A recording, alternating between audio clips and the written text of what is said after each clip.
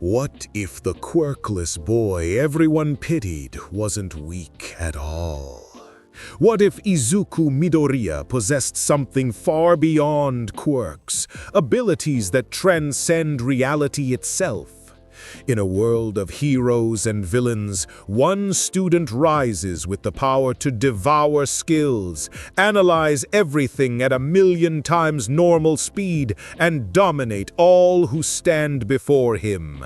This is the story of absolute power, and it starts now. Welcome, Legends, to Chronos Recom. I wrote this story myself, so if you have any suggestions or what-ifs you want to see, drop it in the comments below. Also, just wanted to let you know I've got a Patreon set up now for anyone who wants to support the channel directly.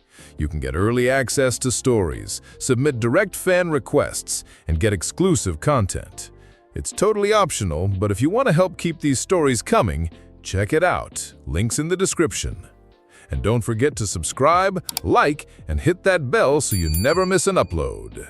Let's dive into this story. 5 years ago, Izuku Midoriya died. Not literally, though he'd come close enough that the distinction hardly mattered. The memory remained crystalline in his mind. A child's scream, villains emerging from smoke-filled streets, and his own quirkless body throwing itself forward without thought. He remembered the searing heat of the villain's attack, the certainty of death. Notice. Unique skill, Great Sage has been successfully acquired. Unique skill Predator has been successfully activated. Beginning emergency analysis. Calculating survival probability. Processing threat vectors. Implementing countermeasures. Time had fractured. What should have been instant death stretched into perceived eternity as something awakened within him. Not a quirk, but something far more fundamental. A voice that was somehow his own consciousness elevated beyond human limitations. In that frozen moment with the villain's fire-based attack millimeters from his face, the newly manifested Great Sage had analyzed everything. The attack's composition, trajectory, thermal output, molecular structure. And Predator had consumed it all. The villain had stared in incomprehension as his flames simply vanished into the quirkless boy's outstretched hand, absorbed into an extra-dimensional space that shouldn't exist in their world. Izuku remembered looking down at his palm, feeling the power now stored within him, and understanding that everything had changed. The voice of the world had spoken, not through quirk genetics or inherited DNA, but through recognition of something deeper, an indomitable will that refused to break even when facing death. His analytical mind, already exceptional, had been elevated to supernatural levels. His determination to save others had granted him the means to do so. That was 5 years ago. 5 years of training. 5 years of Great Sage cataloging and analyzing everything around him. 5 years of understanding that he'd been given something that transcended this world's laws entirely. Now, at 15 years old, Izuku Midoriya stood before the gates of UA High School, and he was no longer the quirkless boy who'd once dreamed helplessly of becoming a hero. He was something far beyond that. The morning air carried the nervous energy of hundreds of hopeful students gathered outside UA's entrance. Izuku observed them with calm detachment, his enhanced senses automatically processing every detail within his expanded awareness. Magic sense extended outward, like invisible tendrils, painting a complete picture of his surroundings in 3 dimensions. Every person's position, their quirk signatures, the structural integrity of the buildings, even the minute air currents shifting between bodies. Notice, 437 examinees detected within sensory range. Quirk classification complete. Threat assessment minimal. Great Sage's voice echoed in his mind with its characteristic efficiency. Over 5 years, he'd grown accustomed to the constant flow of information, the way his unique skill analyzed everything without conscious direction. Thought acceleration allowed him to process this data stream at speeds that would overwhelm a normal human mind. But to Izuku, it was simply how he experienced the world now. "Excuse me." The voice cut through his observations. Izuku's attention shifted to the brown-haired girl jogging toward him, her face flushed with exertion and determination. Magic Sense had already identified her. Uraraka Ochako, quirk. 0 gravity, no hostile intent detected. "You're heading to the entrance exam too, right? She fell into step beside him, enthusiasm radiating from her like warmth. "I'm so nervous. This is UA. Can you believe we're actually here?" Izuku offered a slight smile. "It's certainly significant." His response was measured, polite, but not inviting extensive conversation. He'd learned over the past 5 years that his transformation went beyond just power. His entire demeanor had shifted. The anxious, overeager Quirkless boy had been tempered into something calmer, more confident. Great Sage's constant presence in his mind created a baseline of analytical thinking that colored every interaction. "You seem really calm," Uraraka observed, studying him with curious eyes. "Aren't you worried about the exam?" Analyzing query, response options calculated, optimal social interaction path determined. "Worry is counterproductive," Izuku replied simply. "Either I'm prepared or I'm not. The exam will demonstrate which." It wasn't arrogance, just statement of fact. He'd spent 5 years systematically developing his abilities. He'd tested Predator's absorption capacity on everything from simple objects to complex phenomena. He trained his body beyond human limits, enhancing speed, strength, and durability through Great Sage's optimization protocols. He'd practiced magic manipulation until he could manifest flames, lightning, and wind with mere thought. He'd developed resistances to thermal extremes, physical damage, abnormal status conditions, and even pain itself. The UA entrance exam, designed to test quirk-wielding students, would be interesting primarily as a data-gathering opportunity. They entered the auditorium where Present Mike was already explaining the exam format, his voice amplified to enthusiastic levels that made several students wince.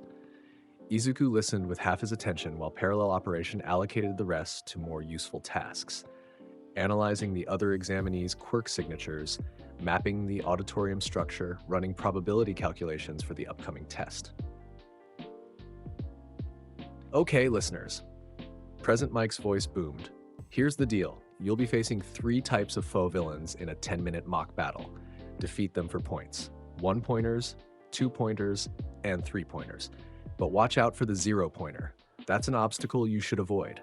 Your goal is to rack up points by fighting robots with your quirks. That's all. Let's hear you make some noise if you're ready." Silence greeted his enthusiasm. Izuku noted the design flaw in the explanation immediately. Notice: incomplete information detected. Probability of additional test parameters, 87.3%. Recommendation: remain alert for hidden objectives. His suspicion was confirmed when a stern voice cut through the auditorium. A student with glasses and rigid posture, demanding clarification about a 4th robot type shown on the screen. The teacher's deflection was obvious to Izuku's analytical mind. The 0-pointer served some purpose beyond a mere obstacle. When the briefing concluded, students filed toward their assigned testing grounds. Izuku found himself in Battle Center B, a mock city constructed with impressive attention to detail. The other examinees clustered in nervous groups, some stretching, others psyching themselves up with muttered encouragement. Izuku stood alone, eyes closed, extending his senses. Magic Sense revealed the entire battle center in perfect clarity. Every street, every building, every dormant robot waiting to activate. Universal Sense, an evolution of Magic Sense that he developed through constant training, pushed even further, detecting the flow of electrical currents powering the robots, the structural weak points in their construction, the optimal paths through the urban environment. Analysis complete. Battle Center map fully cataloged. Enemy unit specifications determined. Optimal engagement strategy calculated. Begin. Present Mike's voice cracked across the starting line like a gunshot. The other students surged forward with varied levels of enthusiasm and coordination. Izuku moved differently, not rushing, but flowing forward with preternatural grace, his enhanced physical capabilities carrying him into the urban battlefield at speeds that made him blur. Thought acceleration activated automatically, compressing perception until the world around him seemed to slow to a crawl. Other students' movements became languid, easy to predict and navigate around. The first robot, a bulky 1-pointer, lumbered around a corner directly in his path. Izuku didn't break stride. His hand extended and Predator activated with silent efficiency. The robot simply vanished, consumed entirely by the extra-dimensional space contained within his unique skill. Molecular analysis began instantly, Great Sage cataloging its construction, materials, and power source for future reference. Predation complete. Metal alloy composition analyzed. Electrical systems absorbed. Storage capacity 0.003% utilized. 10 seconds into the exam, Izuku had eliminated his first target without even slowing down. He moved deeper into the battle center, his enhanced senses tracking every robot's position simultaneously. A cluster of 3 one-pointers converged on a narrow street ahead. Izuku's fingers snapped together, and Black Lightning, one of his elemental abilities, manifested as crackling obsidian energy that arced between the robots in a perfectly calculated pattern. The machines seized, their electrical systems overloaded by lightning that existed on a level beyond normal electricity. They collapsed in sparking heaps. Targets neutralized. Points estimated 3. Total accumulated 4. A 2-pointer burst from a building to his left, its larger frame equipped with projectile weapons. The robot's targeting systems locked onto Izuku, and it fired. To normal perception, the attack would be difficult to dodge. To Izuku, with thought acceleration compressing time and magic sense tracking the projectile's trajectories, it was trivial. He stepped aside, letting the projectiles pass harmlessly by, then raised his hand. Predator's absorption didn't require physical contact. It could extend as an invisible field. The robot's weapons simply stopped functioning, their ammunition consumed by the void. Then the robot itself began breaking apart, pulled piece by piece into Predator's storage. Predation in progress. Analyzing more complex targeting systems. Storage capacity 0.07% utilized. Izuku continued through the battle center like a natural disaster given human form. 3 pointers that other students struggled to defeat fell to precisely controlled flames or were simply absorbed whole. His point total climbed steadily, 10, 15, 20, 30. He wasn't rushing, wasn't using his full capabilities, just efficiently eliminating targets while Great Sage continued its constant analysis of everything around him.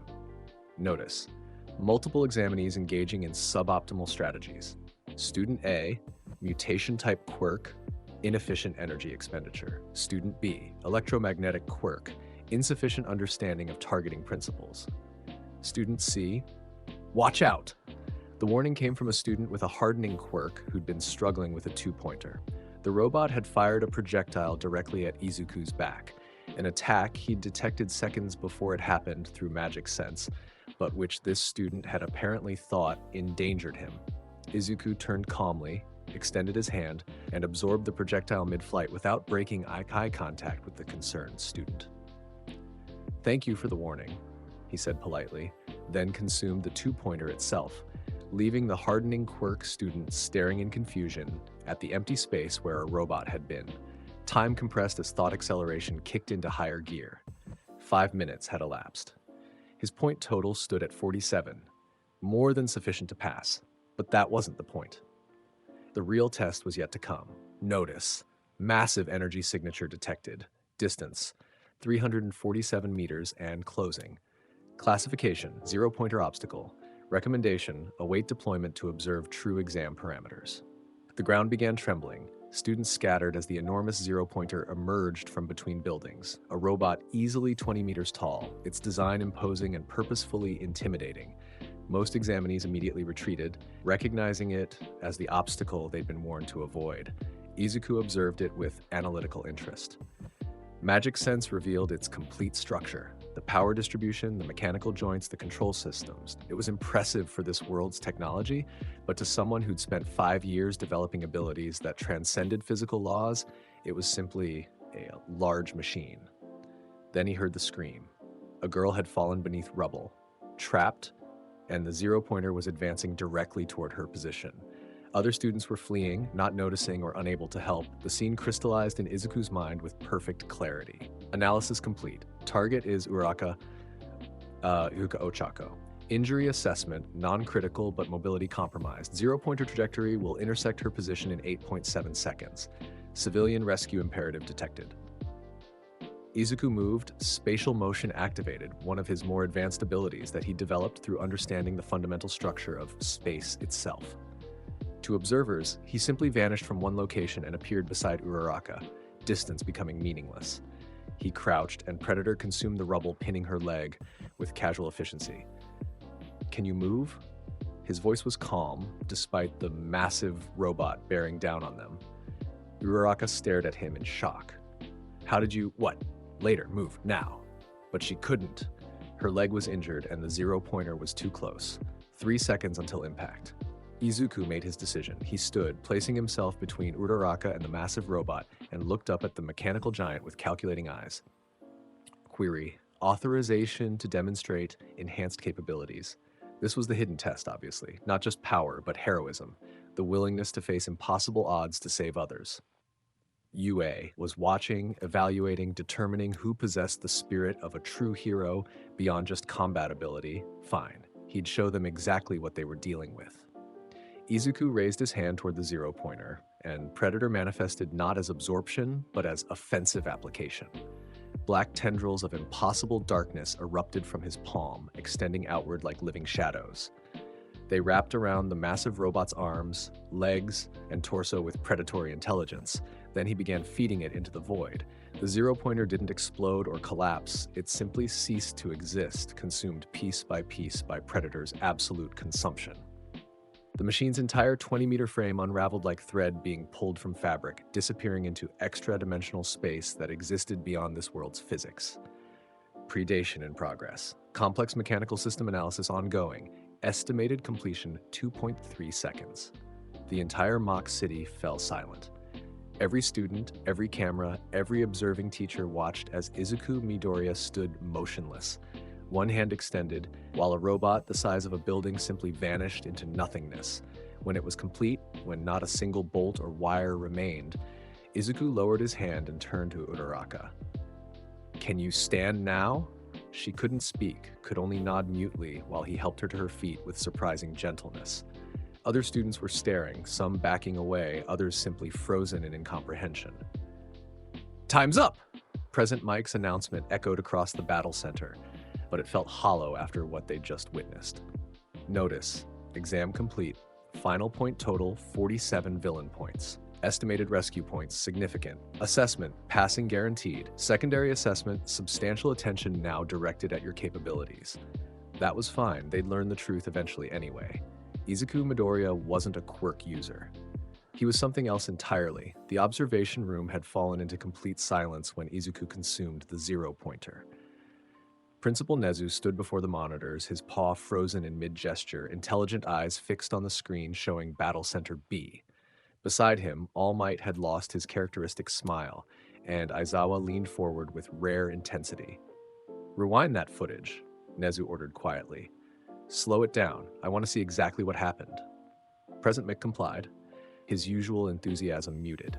The recording played back at quarter speed, showing Izuku's movement frame by frame, his hand rising, the manifestation of those impossible black tendrils, the zero-pointer's systematic disintegration into nothing. "That's not a quirk," Aizawa stated flatly. "Quirks don't work like that. They have limitations, drawbacks, physical or mental strain. That boy showed none of those indicators. Perhaps it's simply a very powerful emitter type?" All Might suggested, though doubt colored his voice. "No." Nezu's response was definitive. "Watch his movements throughout the exam. Analysis." The footage scrolled back further, showing Izuku's progression through the battle center. His perfect awareness of every robot's position despite no visible sensory quirk. His ability to seemingly teleport when rescuing the girl. Spatial motion, though they couldn't know that name. The way robots simply vanished when he touched them, or fell to lightning that looked wrong somehow, darker than natural electricity. He eliminated 47 robots in under 7 minutes, Nezu continued, his voice taking on the analytical tone that emerged when confronting truly interesting problems. His movement patterns suggest complete omnidirectional awareness. His techniques vary wildly: absorption, teleportation, elemental manipulation, enhanced physical capabilities. If this were a quirk, it would be the most versatile we've ever documented. "There's more," added 13, who'd been reviewing medical data. His file lists him as quirkless. That statement hung in the air like a bomb. "Quirkless?" All Might's eyes widened. "But that's impossible. We just watched him." "His medical records are consistent through age 10, 13 interrupted, pulling up documentation. "Standard quirk assessment tests, all negative. Joint flexibility consistent with quirkless individuals. No family history of quirks." Then she scrolled forward. "Nothing. No medical records for 5 years until the UA application physical, and that physical showed something unprecedented. The medical scan appeared on screen, and even Nezu felt his analytical mind struggle to comprehend what he was seeing. Midoriya Izuku's body showed readings that shouldn't exist. Cellular efficiency beyond human norms, neural activity suggesting brain function at impossible levels, energy signatures that defied conventional categorization. The examining doctor noted unexplained biological optimization, 13 continued, but couldn't classify it as a quirk because it didn't match any known pattern. The boy requested his condition be listed as unclassified ability rather than quirk factor. Smart, Aizawa muttered. If it's not a quirk, our evaluation criteria don't fully apply to him. He's technically telling the truth while avoiding detailed explanation. Nezu nodded slowly, his mind racing through possibilities. A quirkless boy who'd somehow acquired abilities that transcended their world's understanding between ages 10 and 15. No documented quirk awakening, no genetic markers, just sudden, inexplicable power. We need to interview him, the principal decided. Not aggressively. I don't want to alienate someone with that level of capability, but we need understanding. All Might, you'll handle this personally. The symbol of peace nodded seriously, his usual bombast subdued by what they'd witnessed. 3 days later, Izuku received 2 letters. The first was his acceptance to UA, no surprise there given his performance. The second was a request for a private meeting with All Might himself before the term began. Notice: meeting request analyzed, probability of interrogation regarding ability origin 94.7%. Recommended approach, calculated honesty without complete disclosure. Izuku agreed to the meeting, curious himself about how UA would react to his demonstration. He'd deliberately shown more than necessary during the exam, partly to establish his capabilities immediately, partly to see how this world's hero society would respond to something beyond their normal framework. The meeting took place in a private conference room within UA's main building. All Might sat across from him, not in his muscular hero form, but in his true diminished state, a gesture of honesty that Izuku appreciated and had anticipated. Magic Sense revealed the man's condition immediately. Severe internal damage, drastically reduced stamina, the constant strain of maintaining his hero form. Analysis complete. Subject, All Might. True name, Yagi Toshinori. Severe internal injuries consistent with major trauma. Energy signature indicates external power source. Likely stockpiling quirk with transfer capability. Assessment 1 for all detected. Thank you for meeting with me, young Midoriya. All Might's voice was gentle, almost fatherly. I hope you don't mind that I'm not in my hero form. This conversation requires honesty. I appreciate that, Izuku replied calmly. You want to understand what I am. Direct. No point in pretending otherwise. All Might blinked at the blunt assessment, but nodded. Your performance in the entrance exam was unprecedented. The teachers have been analyzing footage for 3 days, and we still don't fully understand what we saw. What specifically confuses you? Everything. All Might leaned forward, his gaunt face serious. Your abilities show no consistent pattern with known quirks. You demonstrated spatial manipulation, absorption, elemental control, enhanced physical capabilities, and what appeared to be perfect situational awareness. You consumed a 20-meter robot into nothing. Your medical records list you as quirkless until age 10, then show no records until recently. Izuku considered his response carefully. Parallel operation allowed him to simultaneously analyze multiple conversation paths, calculating optimal information disclosure levels. I'm quirkless, he said finally. What I have isn't a quirk. Then what is it? Something else, something that emerged under specific circumstances 5 years ago. Izuku met All Might's eyes with calm directness. I understand your concern. Someone with unprecedented abilities, no clear origin, no understood limitations. It's reasonable to want answers. But you're not going to give them. I'll give you what's relevant to UA's concerns. Izuku's tone remained respectful but firm. My abilities emerged to save a life. They've been trained and developed systematically since then. They don't operate on quirk mechanics, so they're not subject to quirk limitations. I have complete control over them. I'm not a threat to other students or to hero society. My goal remains what it's always been, to become a hero who saves people. Notice, subject's heartbeat elevated. Stress indicators detected. Recommendation, provide additional reassurance to facilitate trust. I understand if UAE has reservations about accepting me, Izuku continued, his voice softening slightly. My abilities are outside your normal framework, but I'm not hiding what I can do. I demonstrated them openly during the exam. I'm willing to work within UA's structure and follow your training protocols. All Might studied him for a long moment, and Izuku could practically see the internal debate. Finally, the former hero's expression softened into something like understanding. You remind me of someone, All Might said quietly. The determination in your eyes, the way you threw yourself into danger to save that girl without hesitation. That's the spirit of a true hero, regardless of what power you possess. Thank you. Principal Nezu wants to establish some ground rules, All Might continued, pulling out a document. Nothing restrictive, just guidelines. You'll attend classes normally, participate in training exercises, and submit to the same evaluation standards as other students. We'll have periodic check-ins to monitor your development and ensure you're integrating well. In exchange, we won't pressure you for information you're not comfortable sharing about your ability's origin. Reasonable. Izuku scanned the document quickly. Great Sage analyzed it faster than human reading, flagging no concerning clauses. I can agree to this. There's one more thing. All Might's expression grew more serious. I need to know, are there others like you? Others with abilities outside the quirk framework? Analyzing query. Truth assessment. No other individuals detected with abilities equivalent to unique skills. Recommended response. Honest negative. Not that I'm aware of, Izuku answered truthfully. I believe what happened to me is unique.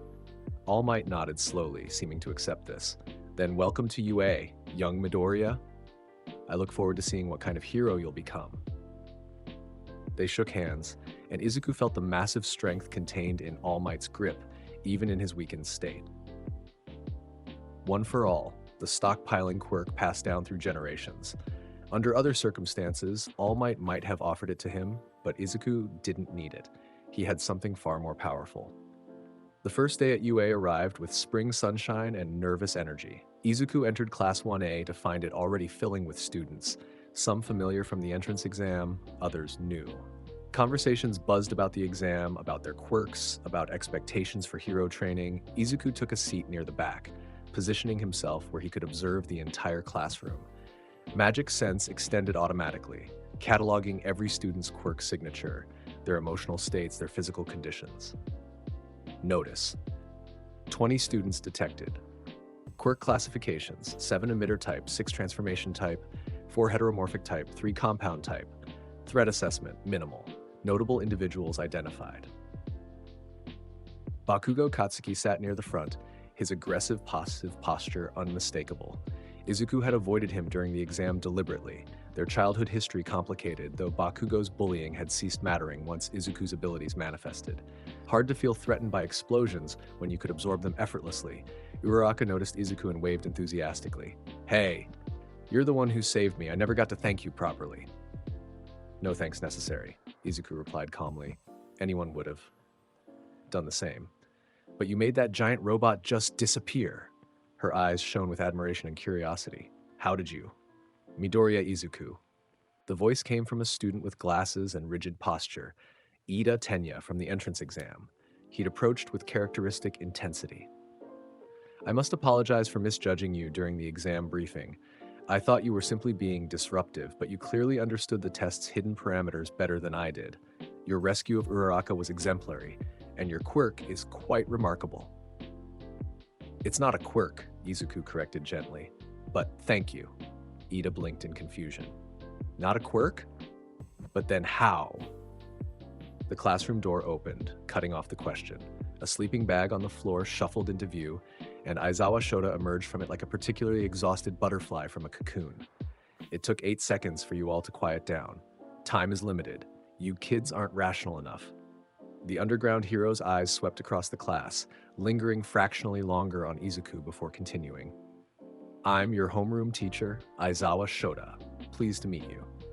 Now, put these on and head outside. He held up a UA gym uniform, and the class buzzed with excitement that was quickly crushed by his next words. We're conducting a quirk apprehension test. The apprehension test was designed to measure students' quirk applications in standardized athletic events: 50-meter dash, grip strength, standing long jump, repeated side steps, ball throw, distance run, seated toe touch, and sit-ups. Simple exercises that became extraordinary when combined with superhuman abilities. Whoever comes in last place in overall results, Aizawa announced with dark satisfaction, will be judged to have no potential and will be expelled. The threat hung heavy over the class.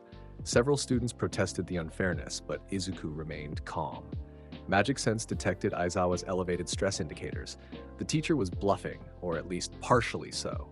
This was a motivational tactic. Analysis complete. Probability of actual expulsion, 23.4%. Recommended approach, demonstrate capabilities without excessive showboating. Bakugo, Aizawa called. You finished first in the entrance exam. What was your best ball throw in middle school? 67 meters, Bakugo answered confidently. Try it with your quirk. Bakugo stepped into the circle, wound up, and launched the ball with an explosive blast. Die! The ball soared into the distance, and the device in Aizawa's hand registered the result. 705.2 meters. Students gasped and chattered excitedly until Aizawa's glare silenced them. This is what you'll be doing for the next hour.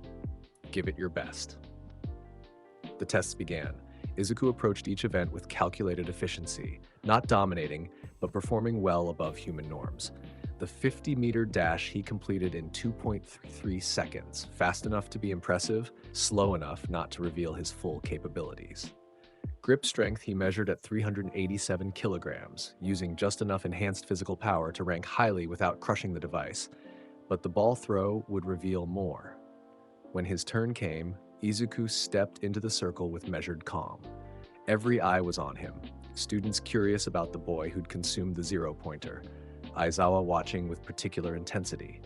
Izuku held the ball, feeling its weight, its composition analyzed instantly by Great Sage. He could simply absorb it with Predator and manifest it at any distance, but that seemed like cheating. Instead, he'd demonstrate something more controlled. He wound up and threw, simultaneously channeling kinetic energy enhancement through magic manipulation. The ball didn't just fly, it accelerated continuously. Wind resistance negated by a precise application of barrier magic that surrounded it like invisible armor. The device in Aizawa's hand climbed, 800 meters, 900 meters, 1,000 meters, still rising. It finally stopped at 1,847.6 meters. Silence. How? Someone whispered. That's impossible, another student breathed. Bakugo's face had gone rigid, his usual confidence cracking. Ida was calculating something frantically in his notebook. Uraraka looked between Izuku and the distance marker with wide eyes. Aizawa studied the readout, then Izuku, his expression unreadable. Interesting application. Next student. The tests continued, but the atmosphere had shifted. Izuku's other performances, a standing long jump of 87 meters, repeated side steps so fast they became blur, a ball throw that had redefined expectations, had established something fundamental. Whatever Midoriya Izuku was, he existed on a different level. When final rankings appeared, Izuku placed first with a significant margin. Bakugo was second, his expression thunderous. The promised expulsion turned out to be a lie to motivate maximum effort, exactly as Izuku had predicted. As students filed back to change, Aizawa's voice stopped him. Midoriya, a word. Izuku waited as others left, facing the exhausted teacher with calm attention. I've reviewed your entrance exam footage extensively, Aizawa began without preamble. I've studied your medical records, I've analyzed your performance today, and I still don't understand what I'm looking at. What would you like to know? Are you going to be a problem? Direct question. Izuku appreciated that. No, I'm here to learn how to be a hero properly. My abilities are unconventional, but my goals align with UA's mission. Aizawa's eyes, those tired analytical eyes, studied him for a long moment. Your abilities, as you call them, don't follow any known quirk patterns. They show no apparent limitations. That makes you unpredictable, and I don't like unpredictable elements in my classroom. Then observe, Izuku suggested calmly. Watch how I interact with other students. See how I handle training exercises. Judge me by my actions, not by what you don't understand about my capabilities. Notice, subject's stress indicators decreasing, recommendation accepted, probability of positive evaluation increasing. Aizawa's expression softened fractionally, barely noticeable, but to Izuku's enhanced perception, obvious. Fine, but understand this, I will be watching. Any sign that you're dangerous to yourself or others, and I'll pull you from training immediately. Understood? Understood. Good. Get changed. Classes start tomorrow, and I expect you to take them seriously despite your obvious advantages. Izuku nodded and turned to leave, but Aizawa's voice stopped him once more. One more thing. That girl you saved during the exam, Uraraka. She requested to thank you personally, but hasn't had the chance. She's too nervous to approach directly. You might want to make it easy for her. Izuku glanced back, surprised by this consideration from the seemingly cold teacher. I will. Thank you, Sensei. A grunt was the only response, but as Izuku left, he could sense Aizawa's continued observation, the teacher's analytical mind working to understand this anomaly in his classroom. That was fine. Let them observe. Let them analyze.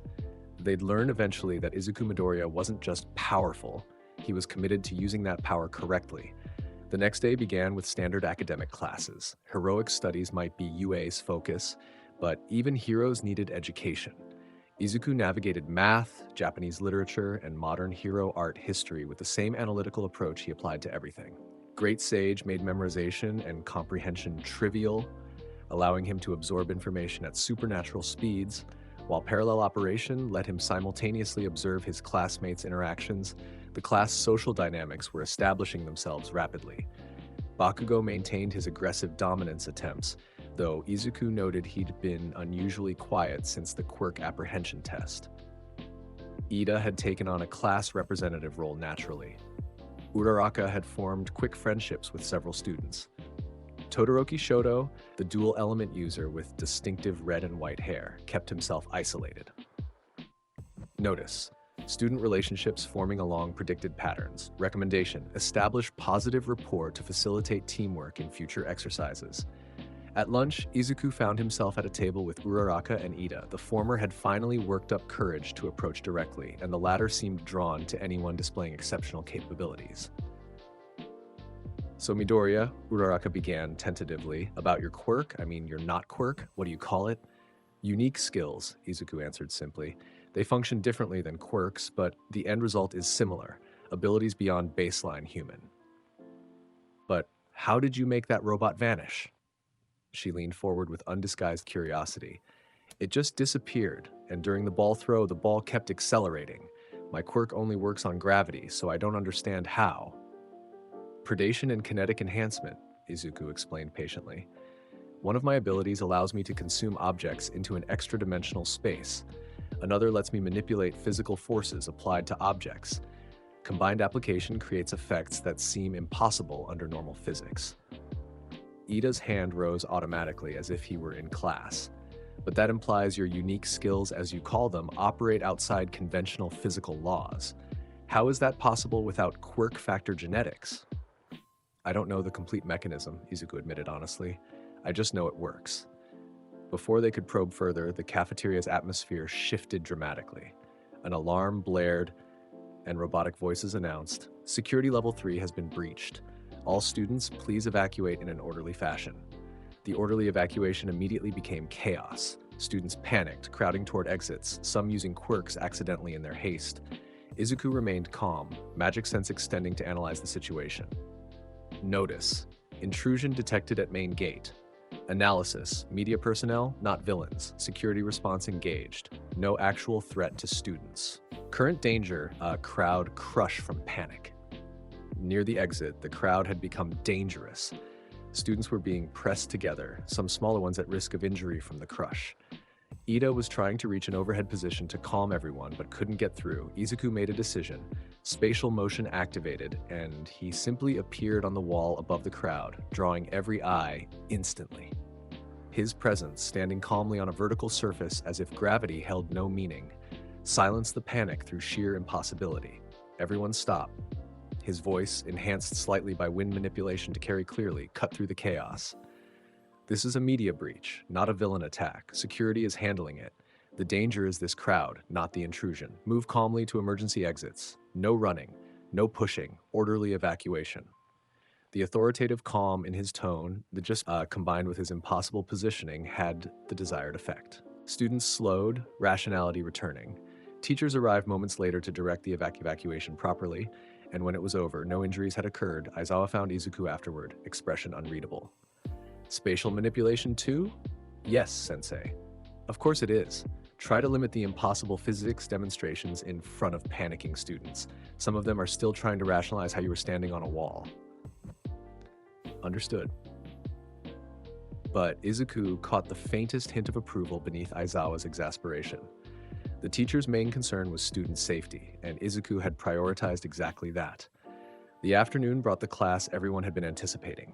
Foundational Hero Studies with All Might himself. The symbol of peace burst through the classroom door with characteristic enthusiasm, his muscular form radiating confidence and power. I am coming through the door like a normal person. Students erupted in excitement. Even Izuku felt a small surge of admiration. All Might's presence was impressive regardless of knowing his true condition. Welcome to the most important class at UA High, All Might announced, his voice booming. Think of it as Heroing 101. Here you will learn the basics of being a pro, and what it means to fight in the name of good. Let's get into it. Today's lesson, combat training. The room's enthusiasm redoubled. All Might gestured dramatically toward the wall, where numbered cases emerged containing hero costumes designed based on students' preferences and quirk requirements. After you change, gather in Ground Beta. Ground Beta was the same mock city used for the entrance exam, now repurposed for training. Students arrived in various costumes ranging from practical to elaborate. Izuku had kept his simple, a dark bodysuit with minimal armor plating, designed more for mobility than protection. With his resistances and regeneration, traditional armor was unnecessary. All Might explained the exercise. Indoor combat simulation, heroes versus villains. Teams of 2 would alternate between protecting or stealing a mock nuclear weapon and building interiors. Heroes had a time limit to capture villains or secure the weapon. Villains won by protecting it or capturing heroes. And now for the teams. All Might pulled lots, assigning partnerships randomly. Team A will be Midoriya and Uraraka. Team B, Todoroki and Meizo. Team C. Izuku noted his partner with internal satisfaction. Uraraka's quirk had interesting applications that complemented his abilities well. When the lots for first match were drawn, fate provided an interesting challenge. Team A, Izuku and Uraraka as heroes versus Team D, Bakugo and Ida as villains. Bakugo's expression when the matchup was announced could have curdled milk. His explosive personality and childhood rivalry with Izuku guaranteed this would be more than a simple exercise. Notice opponent emotional state, elevated aggression, compromised tactical judgment. Probability of excessive force, 78.3%. Recommendation, prepare for actual combat conditions. Heroes, you have 5 minutes to strategize. All Might announced. Villains, take your positions in the building. Izuku turned to Uraraka as they moved toward their starting position. Your quirk affects gravity, correct? Any weight limit? About 3 tons currently, she answered, still somewhat nervous around him. But if I use it too much, I get nauseous. We won't need much. When we enter the building, I'll track the weapon and opponents with sensory abilities. You focus on mobility. Use your quirk on yourself for rapid vertical movement. If we encounter Bakugo, let me handle him. Ida is fast but predictable. If he comes at you, touch him and remove his gravity, then redirect him into walls or ceiling. Uraraka blinked at the rapid tactical breakdown. You've already thought through everything? Thought acceleration. I process information faster than normal. Don't worry, just follow my lead and trust your instincts. Start! They entered the building and immediately Magic Sense painted a complete picture in Izuku's mind. 4 floors. The weapon on the 4th floor, center room. Ida standing guard beside it, in position. Bakugo prowling the 3rd floor, hunting for them. Analysis complete. Optimal strategy. Neutralize aggressive opponent first, then secure objective. Parallel operation activating, combat mode and support mode. Bakugo is on the 3rd floor, Izuku informed Uraraka quietly. Ida is with the weapon above. We'll deal with Bakugo first, he's too unstable to leave roaming. They ascended stairs silently, Izuku's enhanced senses tracking Bakugo's movements. The explosive user was checking rooms systematically, his aggression palpable even through walls. When they reached the third floor, Izuku gestured for Uraraka to stay back, then stepped into the corridor. Bakugo. The explosion user spun, and his expression twisted into fury. Deku, don't call me that. I'll call you whatever I want. Bakugo's palm sparked with building explosions. You think you're better than me? You think your weird power makes you special? Notice, subject entering unstable emotional state. Probability of following exercise rules 12.7%, preparing defensive measures. This is a training exercise, Izuku said calmly. Follow the rules. Capture me if you can, but don't do anything you'll regret. I won't regret this. Bakugo launched himself forward with explosive propulsion, right palm aimed directly at Izuku's face with a blast strong enough to cause serious injury. All Might's voice crackled through the comms, alarmed. Young Bakugo, that's excessive force! Izuku didn't move until the last possible instant. Then thought acceleration compressed time, and he flowed around the attack with minimal motion, hand extending to touch Bakugo's wrist as the explosive user overextended, Predator activated in absorption mode. Not consuming Bakugo himself, that would be excessive, but absorbing the nitroglycerin sweat that fueled his explosions. The moisture vanished from his palms instantly, leaving them dry and powerless. Bakugo's eyes widened in shock as he tried to ignite another explosion and produced nothing. What did you? Your explosions require nitroglycerin secreted through your sweat glands, Izuku explained calmly, still easily evading Bakugo's now quirkless attacks. I removed the fuel, temporarily. It'll regenerate in a few minutes. You. Bakugo swung a fist, but compared to Izuku's enhanced speed, it moved in slow motion. Izuku caught the punch, redirected its momentum, and used Bakugo's own force to flip him gently but firmly onto his back. Before the explosive user could recover, Izuku had produced capture tape and secured him. Hero team. One villain captured. All Might's voice announced, a mix of relief and amazement. The entire exchange had taken 14 seconds. Uraraka, proceed to the weapon. Izuku instructed through their comm link. I'll join you momentarily. Bakugo struggled against the capture tape, his expression cycling through rage, disbelief, and something that might have been humiliation.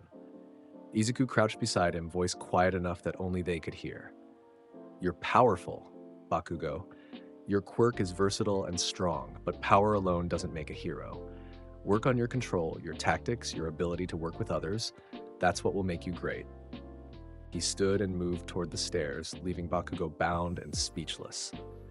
The fourth floor presented a different challenge.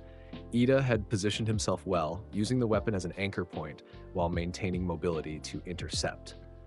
Through magic sense, Izuku observed the speedster's positioning and calculated approach vectors. Analysis complete. Subject possesses enhanced speed via leg-mounted engines. Maximum observed velocity, approximately 88 km/h. Tactical assessment, fast but linear movement. Recommended counter, spatial manipulation or temporal compression. Izuku entered the weapon room to find Ida in a dramatic defensive stance. Villain Midoriya, I shall not let you pass. Despite the combat situation, Izuku smiled slightly at Ida's commitment to the role. Admirable dedication, but this ends quickly. Ida launched forward with impressive speed, engines roaring.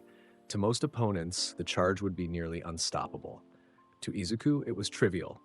Thought acceleration activated, compressing his perception until Ida seemed to move through molasses. Izuku sidestepped the charge, extended his hand, and placed it gently on the weapon. Hero team wins, All Might announced. Time, 4 minutes, 23 seconds. Ida skidded to a stop, staring in disbelief. But I didn't even see you move. You moved in a straight line, Izuku explained kindly. Predictable trajectory. Your speed is impressive, but speed alone isn't enough against someone who can predict your path. Uraraka arrived moments later, having ascended through the building at a more normal pace. She looked between Izuku, the secured weapon, and the stunned Ida with an expression of amazement. Did you just win the entire exercise by yourself? We won as a team, Izuku corrected. You were ready to support if needed. That's what matters. Back in the observation room, All Might's analysis of the match focused on tactics, teamwork, and exercise objectives. But everyone present knew the real lesson. Midoriya Izuku existed on a fundamentally different level. The MVP of this exercise is young Ida, All Might announced. Despite being on the losing team, he fulfilled his role perfectly, stayed in character, and used optimal defensive positioning. It was a fair assessment, though Izuku noticed several students glancing at him rather than Ida. He demonstrated multiple abilities in rapid succession: enhanced speed, some kind of absorption, predictive movement, tactical analysis. Each individual skill would be impressive. Combined, they suggested something far beyond normal quirk parameters. The subsequent matches proceeded with varied results. Todoroki and Mezzo dominated their match with overwhelming power. Other teams showed creativity and teamwork, but none matched the clinical efficiency of Team A's victory. When class ended, students filed out discussing the exercises animatedly. Izuku found himself approached by Todoroki, the quiet dual-element user whose heterochromatic eyes held analytical intensity. "Your abilities are remarkable," Todoroki stated without preamble. "Multiple powers, no apparent limitations, complete control. You're not like the rest of us." "Everyone has unique strengths," Izuku replied diplomatically. "No, you're different." Todoroki's gaze was piercing. "I don't know what you are, but you're going to draw attention, powerful attention. Be careful." He walked away before Izuku could respond, leaving that cryptic warning hanging in the air. Notice: analysis of student Todoroki Shoto, high combat capability, emotional suppression detected, possible trauma indicators, complicated relationship with power. Assessment: potential ally or rival depending on future interactions. The first week at UA concluded with more standard classes, hero law studies, and another session of quirk training. Izuku participated fully while carefully managing how much he revealed. He was powerful, yes, but drowning classmates in demonstrations of impossible abilities would only create distance. Still, certain facts became apparent to Class 1A. Midoriya Izuku was the strongest among them by significant margin. He possessed abilities that defied normal categorization, and he approached heroism with analytical precision that suggested years of dedicated study. Friday evening, Izuku stood on UA's roof, using the privacy to conduct personal training. Great Sage ran continuous diagnostic and optimization protocols while he practiced advanced applications of his skills. Black lightning crackled between his fingers, elemental magic that he'd refined to controlled precision. Flames manifested and extinguished at thought speed. Wind currents formed complex patterns around him. Spatial distortions rippled as he practiced spatial motion, teleporting between rooftop positions in rapid succession. Notice: ability development progressing optimally. Predator capacity 0.034% utilized. Magic manipulation efficiency 94.7%. Spatial understanding advancing toward mastery. Recommendation: continue systematic training across all skill categories. Query: Izuku subvocalized. Current progress toward ultimate skill evolution? Analysis: current trajectory suggests ultimate skill Raphael, Lord of Wisdom, achievable within 6 to 8 months given continued development. Predator evolution to Beelzebub, Lord of Gluttony, requires additional conditions. Suggests exposure to more powerful entities for analysis and consumption. 6 to 8 months. By the end of first year, he'd potentially possess ultimate skills that would put him on a completely different tier of existence. The thought was both thrilling and sobering. A notification on his phone interrupted his training. News alerts about increased villain activity in the city. Nothing immediately concerning, but the pattern suggested something building beneath the surface. Notice: monitoring police frequencies indicates coordinated criminal behavior increasing 23% over past month. Probability of major villain incident rising. Recommendation: maintain combat readiness. Izuku gazed out over the city lights, his enhanced senses extending far beyond normal human perception. Magic Sense painted a picture of the urban landscape in perfect detail. Millions of lives, each with their own struggles, hopes, and fears. This was what he'd been given power to protect. Whatever challenges emerged, he'd face them. The attack came without warning during a routine class exercise. 2 weeks into the semester, Class 1A boarded a bus to the Unforeseen Simulation Joint, USJ, for rescue training with 13 and All Might. The facility specialized in disaster scenarios: shipwrecks, landslides, fires, floods, environments where heroes needed to prioritize civilian safety over combat.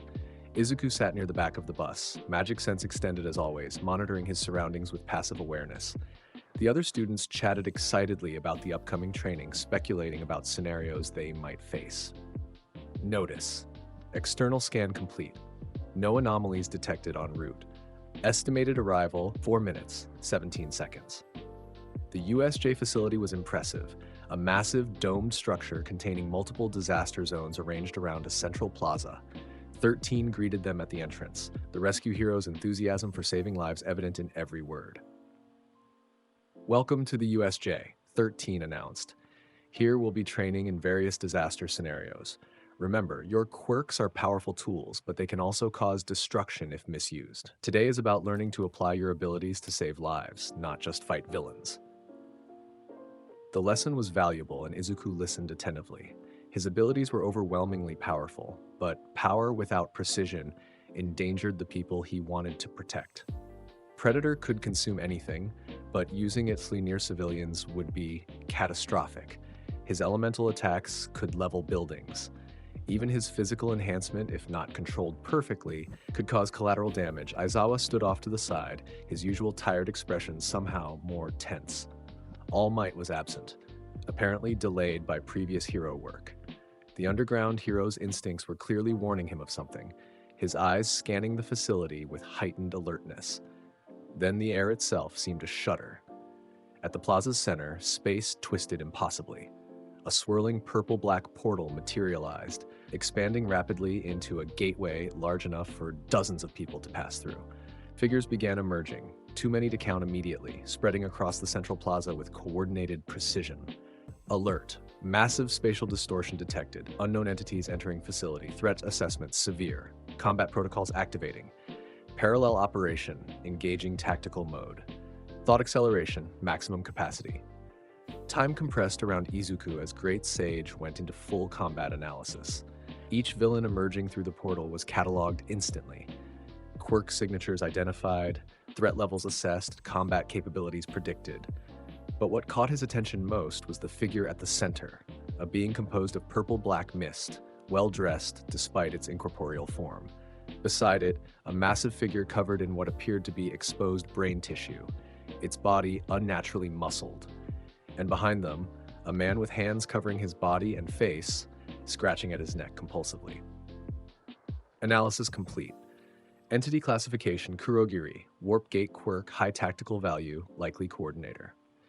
Entity classification Nomu, multiple quirk signatures detected, shock absorption, enhanced strength regeneration at minimum, bioengineered combat entity, extreme threat level. Entity classification unknown, decay type quirk detected, leadership role probable. Additional hostiles, 73 individuals, varied quirk types, coordinated attack formation. 13. Get the students out of here! Aizawa's voice cracked across the facility like a whip. This is a real villain attack. The teacher's capture weapon unfurled as his erasure quirk activated, eyes fixed on the villains below. But Izuku's analytical mind had already processed a critical problem. Aizawa's quirk worked on visual contact, one target at a time.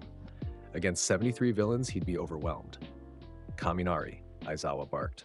Try to contact UA with your quirk. 13. Evacuate procedures. Students began moving toward the exit in organized panic, but the mist villain, Kurogiri, had other plans. The entity's form expanded, shadows spreading to engulf the entrance. I'm afraid we cannot allow that. Kurogiri's voice was unnervingly polite. We've come specifically to kill All Might, and we would hate for our efforts to be wasted. Now, shall I scatter you across this facility to be dealt with individually? The shadows surged forward. Several students screamed. 13 tried to activate her black hole quirk, but Kurogiri's portal redirected it. The mist began enveloping students, preparing to separate them across the disaster zones where waiting villains could overwhelm them individually. Izuku moved, spatial motion activated, and he simply appeared in front of the advancing portal. His hand extended, and Predator manifested not as absorption, but as an absolute barrier, an application he developed specifically for protecting others. The barrier was invisible, but absolute, constructed from the same extra-dimensional principles that powered his consumption ability.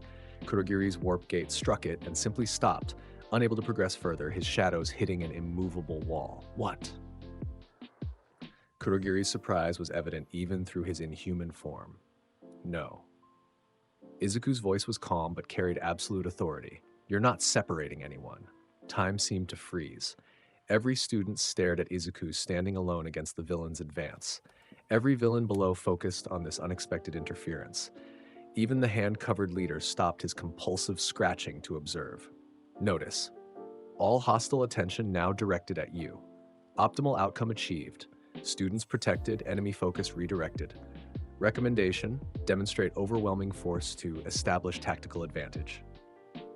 Interesting, the hand-covered leader rasped, his voice carrying an edge of madness. You're not in our intelligence reports. Who are you? Midoriya Izuku, UA, first year. Izuku's enhanced senses tracked every villain's position simultaneously. You came to kill All Might. He's not here. Leave now, and I won't need to stop you permanently. The leader laughed, a disturbing sound mixing humor and insanity. Stop us? You're one student. We brought an army and a weapon specifically designed to kill the symbol of peace. You think you can? Yes. Izuku's interruption was simple and absolute. Then he demonstrated why. Magic Sense had already identified every villain's position. Parallel Operation allocated combat routines to each threat simultaneously. Thought Acceleration compressed time until every enemy seemed frozen, and Predator prepared to show exactly what an absolute consumption ability could do when wielded seriously. Black Lightning manifested not small sparks, but massive bolts of obsidian energy that crackled with impossible power. The lightning didn't arc randomly. It flowed with perfect precision, guided by Great Sage's calculations, striking exactly 15 villains simultaneously. They collapsed instantly, their bodies' electrical systems overloaded by energy that existed on a level beyond normal electricity. Not dead, Izuku controlled the output precisely but completely incapacitated. The entire sequence took 1.3 seconds. Tomura, Kurogiri's alarm was evident. This boy is. I can see that. The hand-covered leader, Tomura Shigaraki, apparently gestured frantically. Nomu, kill him! The massive, bioengineered creature that had been standing motionless suddenly moved. Despite its bulk, it crossed the distance in a blur, fists drawn back to deliver a blow that would pulverize concrete. Izuku didn't dodge. The Nomu's punch connected with his chest, and the impact would have destroyed any normal human. But Izuku had multiple resistance skills. Physical attack resistance, pain resistance, natural elements resistance, all developed systematically over 5 years. The blow certainly had force, but his body barely moved. Analyzing attacker. Entity Nomu confirmed multiple quirk factors. Shock absorption negates impact force, super regeneration heals damage, enhanced strength, approximately 800% human baseline. Additional quirks probable. Threat assessment. High conventional combat capability, but vulnerable to absolute abilities. Recommendation: use Predator for neutralization. The Nomu pulled back for another strike, its exposed brain pulsing grotesquely. Villains were charging up the stairs toward the students. Shigaraki was directing Kurogiri to try another portal approach. Izuku made his decision. His hand shot forward, gripping the Nomu's massive arm. Predator activated at full power and the bioengineered creature began breaking apart at the molecular level. Flesh, bone, the artificially implanted quirks. Everything consumed into extra-dimensional space. The Nomu tried to regenerate, its super regeneration quirk attempting to restore consumed tissue. But Predator's consumption was absolute. Regeneration only worked on existing biological systems. It couldn't restore something that had been removed from reality entirely. The creature lasted 4 seconds before it ceased to exist. Silence. Every villain, every student, every teacher stared at the empty space where the Nomu had been. Izuku lowered his hand calmly, his expression unchanged. I warned you, he stated simply. Leave. Now, or I'll do the same to everyone here. Notice. Enemy morale critically damaged. Probability of retreat 67.3%. Alternative probability desperate escalation from leadership 32.7%. Maintain combat readiness. Shigaraki's hand scratched his neck frantically, his visible eye wide with something between fear and fascination. You just killed the Nomu, the weapon designed to fight All Might. You just erased it. I absorbed it, Izuku corrected. Everything it was is now stored in my ability, including analysis of its quirk factors, which I now understand completely. That was true. Great Sage had cataloged every aspect of the Nomu during consumption. He now understood shock absorption's mechanics, super regeneration's cellular process and could theoretically replicate them through Predator's mimicry function. This is bad, Kurogiri said, his misty form wavering. Tamura, we should retreat. This individual's capabilities exceed our intelligence completely, without the Nomu. No! Shigaraki's voice cracked with frustration. We came to break hero society, to show All Might dying. We can't just run because one student is...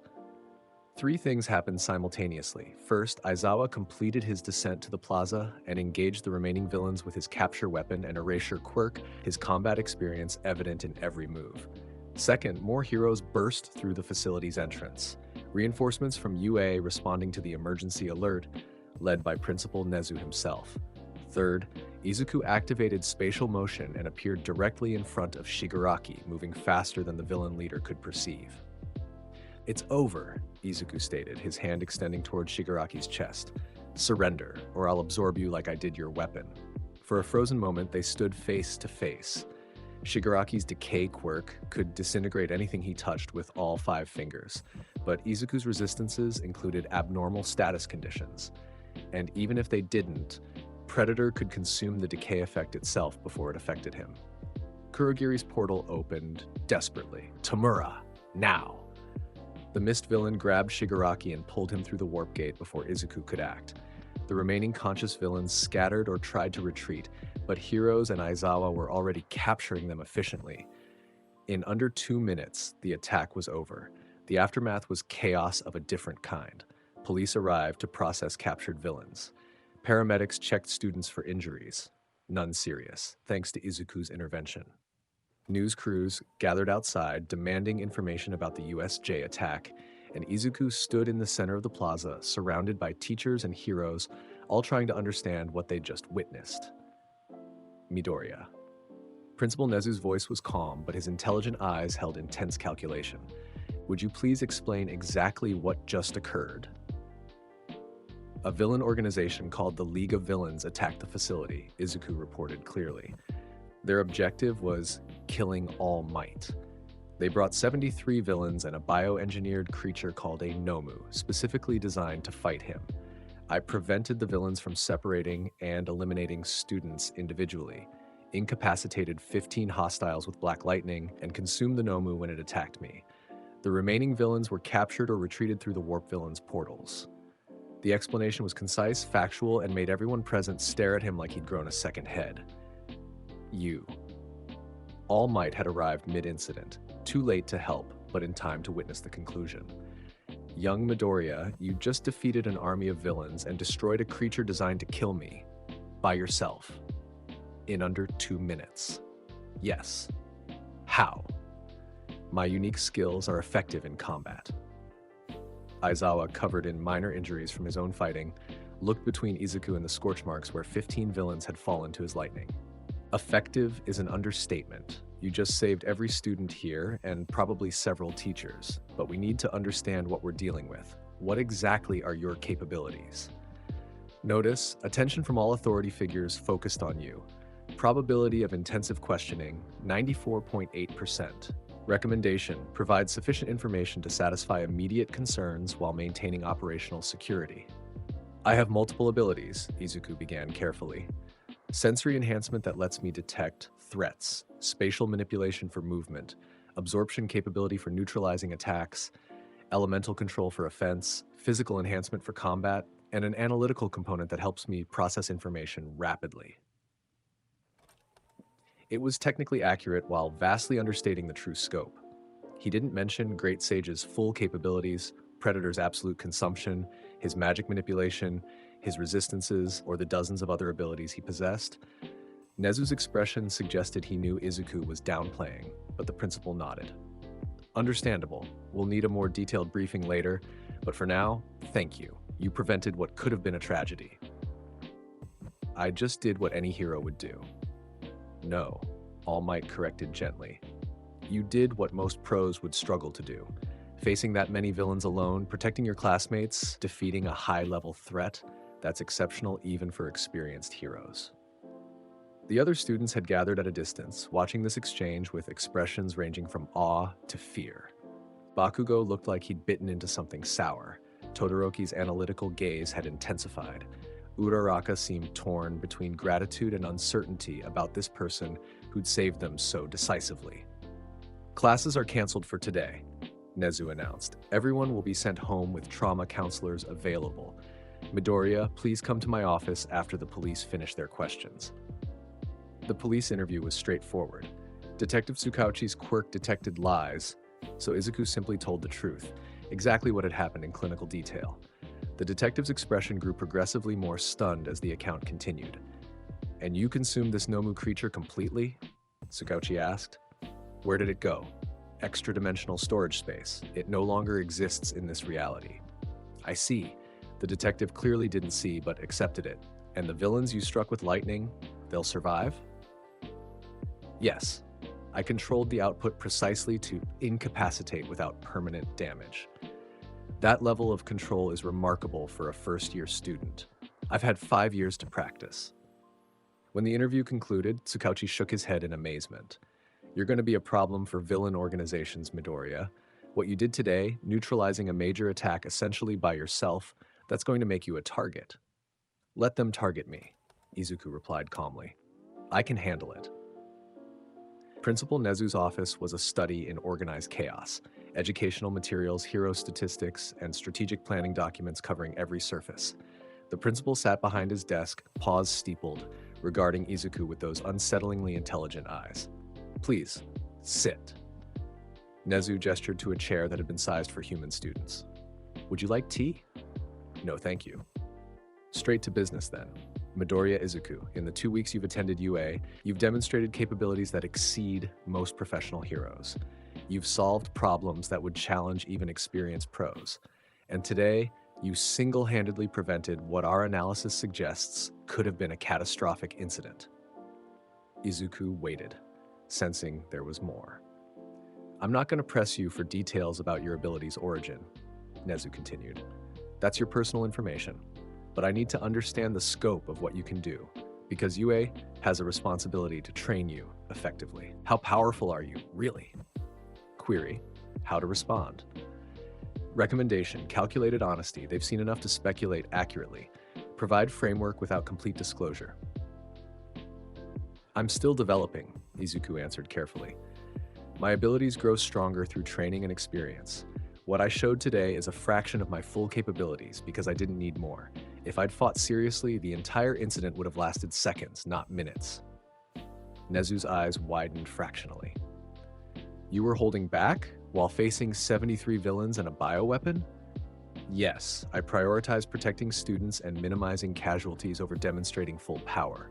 If my only goal had been neutralizing threats, I could have consumed every villain simultaneously through expanded Predator application, but that seemed excessive." The principal sat back, processing this. "I see. And these abilities, they're not quirks?" "No, they operate on different principles entirely.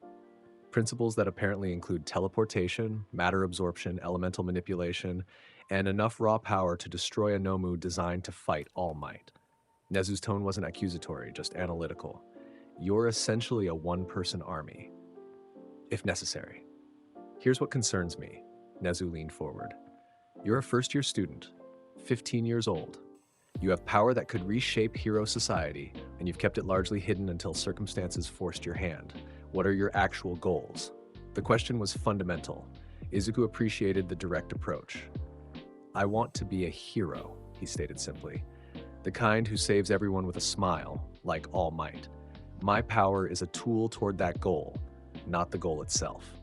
I'm attending UA to learn how to use it correctly. Not just the technical skills, but the judgment, the responsibility, the understanding of what it means to be a symbol people can trust." Nezu studied him for a long moment, then nodded slowly. "That's a good answer, and I believe you mean it. But understand this. What you did today will have consequences. The villain world now knows UA has a student who can neutralize major threats alone. Media will want to know everything about you. Other hero schools will see you as competition. And some people, heroes included, will fear what you represent. I understand. Do you? Because power like yours attracts attention, and not all of it friendly. All Might has dealt with that burden his entire career. You're facing it at 15. Notice, Principal Nezu demonstrates legitimate concern for your well-being. Emotional analysis suggests genuine care beneath analytical exterior. Recommendation: acknowledge concern while maintaining determination. I appreciate your concern, Izuku said, his voice softening slightly. But I've thought about this for 5 years. I know power creates responsibility. I know people will fear or resent or try to exploit what I can do. But I also know that I was given these abilities for a reason. If I don't use them to help people, what's the point? Nezu's expression shifted into something like approval. You sound far older than 15. 5 years of having Great Sage analyzing everything tends to mature perspective quickly. Great Sage? Izuku paused, realizing he'd revealed more than intended. But Great Sage's response was immediate. Notice, disclosure to Principal Nezu assessed as low risk. His analytical capability will deduce truth eventually. Recommendation: provide controlled information to build trust. The analytical component of my abilities, Izuku explained. It's somewhat separate from me, an autonomous system that processes information, runs calculations, and provides guidance. Think of it as a super-intelligent assistant that exists in my mind. Nezu's expression became fascinated. An autonomous analytical system? That's extraordinary. Can it communicate? Query: permission to directly interface with Principal Nezu's communications? It can, if I allow it, Izuku confirmed. But that seems unnecessary currently. Understood. Midoriya, I'm going to make some adjustments to your training schedule. You're clearly beyond standard first-year curriculum in combat capability. We'll arrange more advanced exercises, possibly private sessions with pro heroes who can challenge you appropriately. Does that sound acceptable? Yes.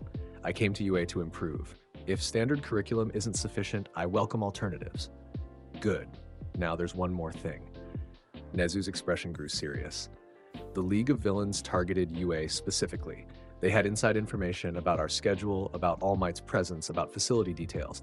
That suggests either a security breach or a traitor. The implication hung heavy. Izuku had already reached this conclusion during the attack.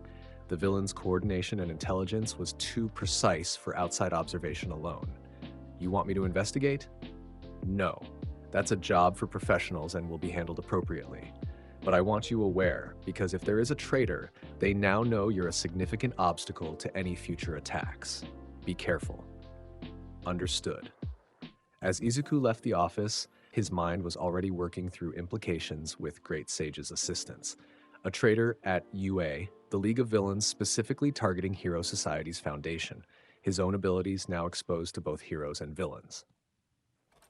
Notice, analysis of current situation. Combat capabilities now publicly known, threat level to enemy organizations elevated significantly. Probability of future targeted attacks, 78.4%. Recommendation, accelerate training, develop additional abilities, prepare for escalation. Current evolution pathway remains optimal. Great Sage, Raphael within 6 months. Predator, Beelzebub through exposure to more powerful entities. Query. Izuku subvocalized as he walked through UA's corridors. Can you analyze the Nomu's absorbed quirk factors? Are they replicable? Analysis complete. Nomu contained 3 primary quirk factors. Shock absorption. Redirects kinetic energy to dimensional pocket, replicable through Predator's mimicry function. Super regeneration. Accelerated cellular reconstruction, replicable and compatible with existing regeneration abilities. Enhanced strength. Muscle fiber optimization. Replicable but redundant given current physical enhancement.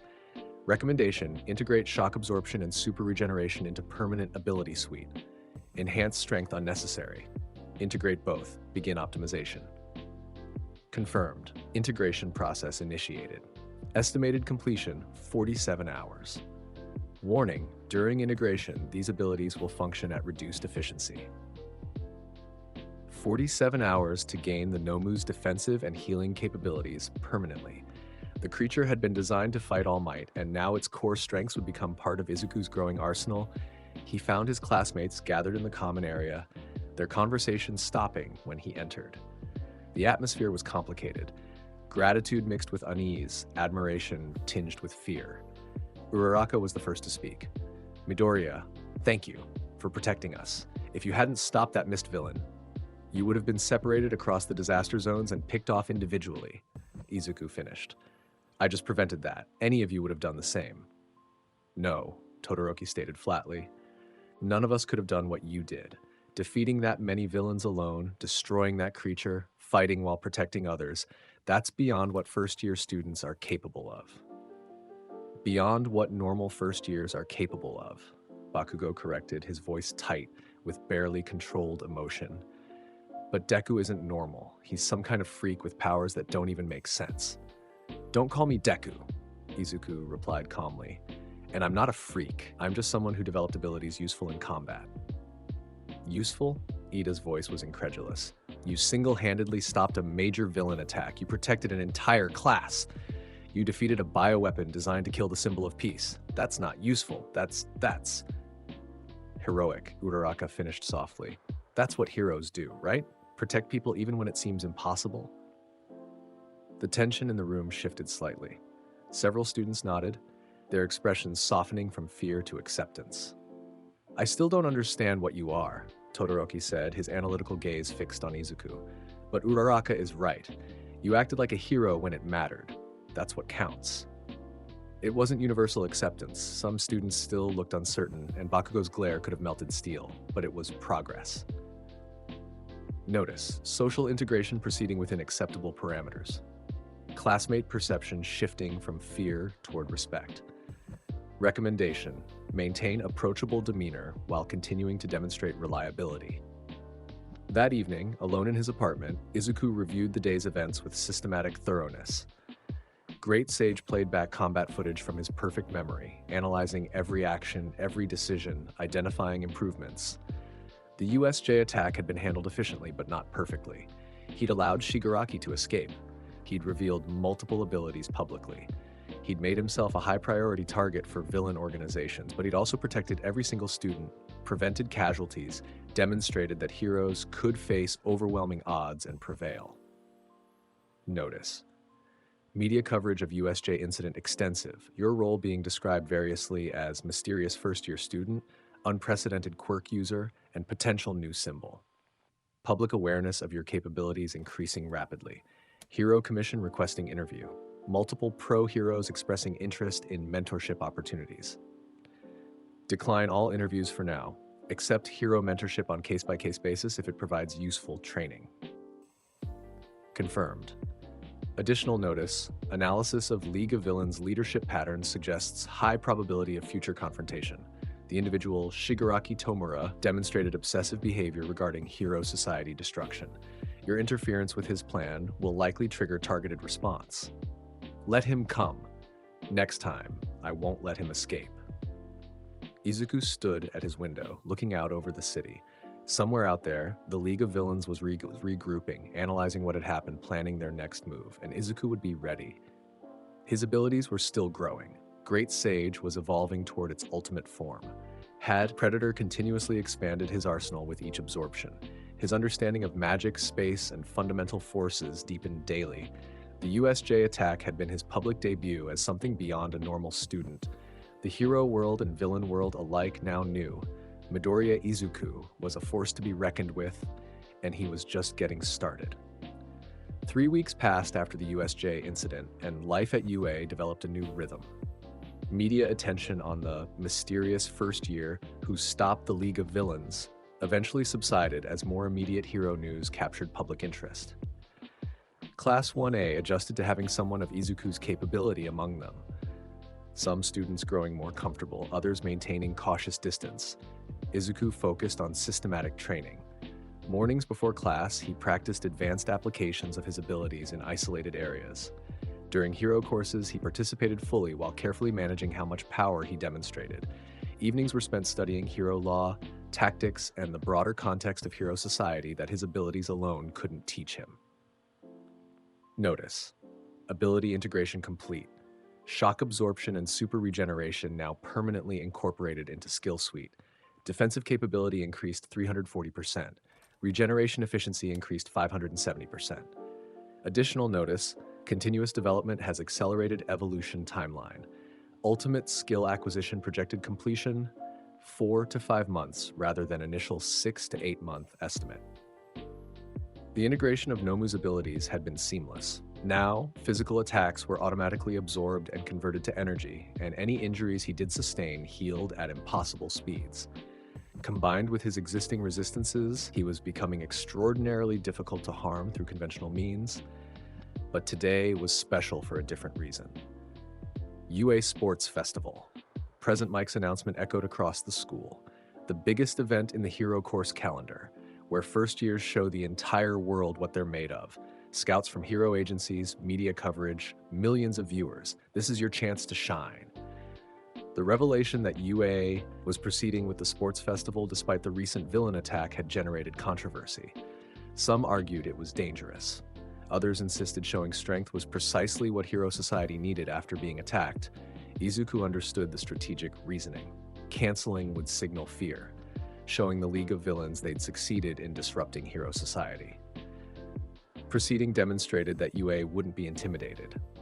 And personally, the sports festival represented an opportunity to demonstrate his capabilities in a controlled environment, establish his reputation properly, and potentially attract mentorship from top heroes.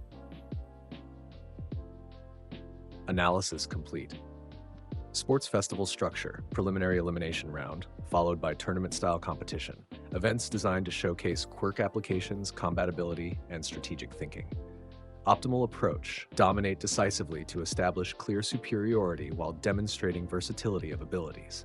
Warning, excessive display may attract unwanted attention from villain organizations and government oversight. The first event was announced, an obstacle race through UA's extensive training grounds. All first-year students would compete simultaneously, with only the top 42 advancing to the next round. Begin. The starting gate opened, and hundreds of students surged forward into the narrow corridor designed specifically to create a bottleneck. Students with mobility quirks tried to jump ahead. Others pushed and shoved. The chaos was immediate and predictable. Izuku didn't rush. He walked forward calmly while thought acceleration analyzed the optimal path. When he reached the bottleneck where students were crushing together, he simply activated spatial motion and appeared on the other side of the crowd, already dozens of meters ahead. Notice, obstacle course contains 3 major challenges: Robo Inferno, 0 pointers from entrance exam; the fall, tightrope over massive pit; landmine field, explosive pressure plates.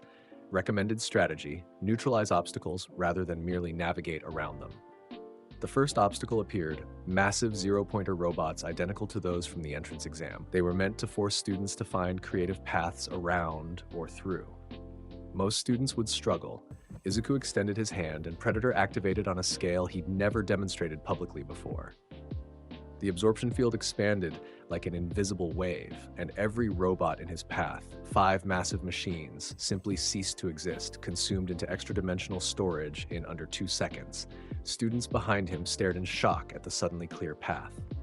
Todoroki, who'd been preparing to freeze the robots, lowered his hand with an expression mixing frustration and resignation. The second obstacle was a massive canyon crossed only by tight ropes and suspended platforms. Most students would need to carefully navigate, slowing significantly. Izuku stepped off the edge and used spatial motion to simply appear on the far side, distance becoming meaningless. The third obstacle, the minefield, was designed to force students to choose between slow, careful progress or fast, risky running that would trigger explosions. Izuku walked straight through at normal speed. Each mine that should have detonated was instead absorbed by Predator before it could explode. The pressure plates becoming harmless as their payloads vanished into extra-dimensional space. He crossed the finish line first by a margin of over 3 minutes. Present Mike's voice boomed across the stadium, audible even to the competitors. And Midoriya Izuku finishes first, with a time that might be a new record. He just walked through every obstacle like they didn't exist. The crowd's roar was deafening. Millions watching on television saw a first-year student casually dismantle challenges designed to test hero students' limits. As other students began finishing, Todoroki second, Bakugo third, Ida fourth, they all shared similar frustration at the impossible standard Izuku had set and resignation that competing against him meant competing for second place. The second event was revealed: Cavalry Battle. Students would form teams of 4, combining their quirks and strategies to steal headbands from other teams while protecting their own. Points were assigned based on obstacle race placement, with first place, Izuku, worth 10 million points. Analysis complete. Cavalry battle parameters. Target will be painted on you due to point value. All teams will focus on eliminating the highest point holder. Optimal strategy. Form team with complementary abilities, utilize defensive applications to protect headband while systematically eliminating other teams. Team formation was predictable. Most students avoided approaching Izuku, fearing his overwhelming abilities would overshadow them. But 3 students did approach. Uraraka stepped forward first, her expression determined. "Midoriya, I want to team with you." "Why?" "Because you'll win," she stated simply. "And I want to advance. But also because I've seen how you think tactically. You protected everyone at USJ. You'll protect your team too." Valid reasoning. Before Izuku could respond, Hatsume Mei, a support course student with wild pink hair and wilder inventions, bounded over. "You, super powerful guy, let me be on your team. I've got gadgets that'll complement your abilities perfectly, and the exposure of being on the winning team will showcase my babies to every hero agency watching." Enthusiastic and honest about her motivations. Izuku appreciated the directness. The 4th member approached quietly. Tokoyami Fumikage, the student with the shadow quirk called Dark Shadow. "Your abilities interest me, and if I'm to become stronger, I should test myself out against the best competition. Allow me to join." A team of 4, Izuku's overwhelming power as the foundation, Uraraka's gravity manipulation for mobility, Hatsume's support items for tactical advantages, and Tokoyami's Dark Shadow for additional offense and defense. Team composition analysis. Optimal. Uraraka provides mobility and defensive options via gravity removal. Hatsume's technology offers unexpected tactical applications. Tokoyami adds versatile combat capability. Your abilities cover all remaining needs. Probability of success, 97.8%. Agreed. I'll be the rider. Uraraka, center position.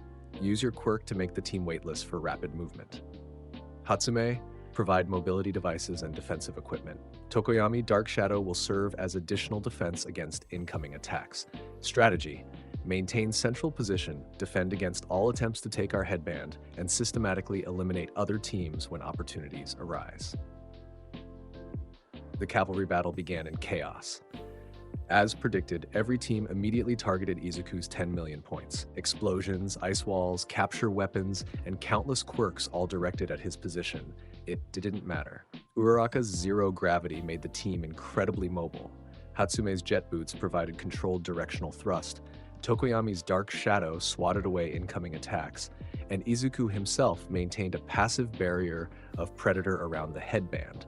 Any hand that reached for it simply found their fingers entering extra-dimensional space, unable to grasp anything. Team Midoriya remains untouched. Present Mike's commentary continued. Every team is targeting them, but none can even get close to that headband. Simultaneously, parallel operation allowed Izuku to direct offensive strategies. When a team approached from the left, Black Lightning arced out precisely, stunning their rider without causing serious injury. When Todoroki's team tried an ice-based assault, Izuku countered with flames that melted the frozen attack before it reached them. Hatsume, deploy smokescreen, Izuku directed calmly while 3 teams converged on their position. Uraraka, rotate us 45 degrees right. Tokoyami, Dark Shadow to defend rear approach. His team executed perfectly, their quirks complementing his tactical direction. The cavalry battle became a demonstration of what coordinated teamwork looked like when led by someone who could process every variable simultaneously. By the event's conclusion, Team Midoriya remained untouched, their 10 million points intact. They'd also systematically killed headbands from 7 other teams, accumulating so many points that second place was barely half their total. The crowd's reaction was mixed, amazement at the performance, but also growing unease at how easily Izuku had dominated. The final event, one-on-one tournament matches broadcast to the entire nation. Izuku's first opponent was a student from Class 1B with a quirk that hardened his body to steel-like consistency. The match lasted 11 seconds. When the starting bell rang, the student charged with steel-hardened fists. Izuku sidestepped, tapped his opponent's shoulder, and Predator absorbed just enough of the student's quirk activation to make his hardening fail. A single finger flick to the forehead, carefully controlled to not cause injury, sent the student stumbling out of the ring. His second opponent was more challenging. Ida Tenya, the speedster with engine quirks in his legs. Ida had studied Izuku's previous matches and developed a strategy based on overwhelming speed and darting in for strikes too fast to counter, but thought acceleration rendered speed differentials meaningless. To Izuku, Ida's overwhelming velocity appeared in slow motion. He dodged every charge effortlessly, his enhanced body moving with precision that made it seem like he was predicting Ida's movements. "You're fast," Izuku acknowledged after 3 minutes of one-sided evasion. But speed alone isn't enough when your opponent can predict your trajectory and countermove before you've completed your attack. Recipro burst.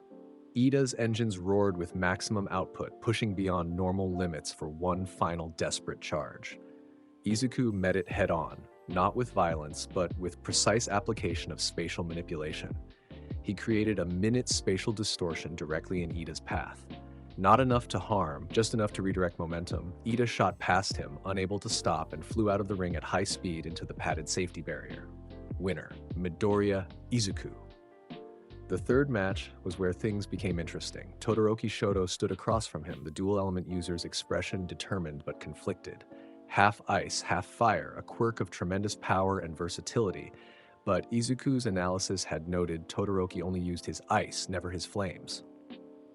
Analysis. Subject Todoroki demonstrates deliberate quirk suppression. Emotional readings suggest trauma associated with fire element. Probability of father-related psychological damage, 89.3%. Optimal approach. Pressure him to use both elements to demonstrate full potential. "Why don't you use your fire?" Izuku asked as the match began.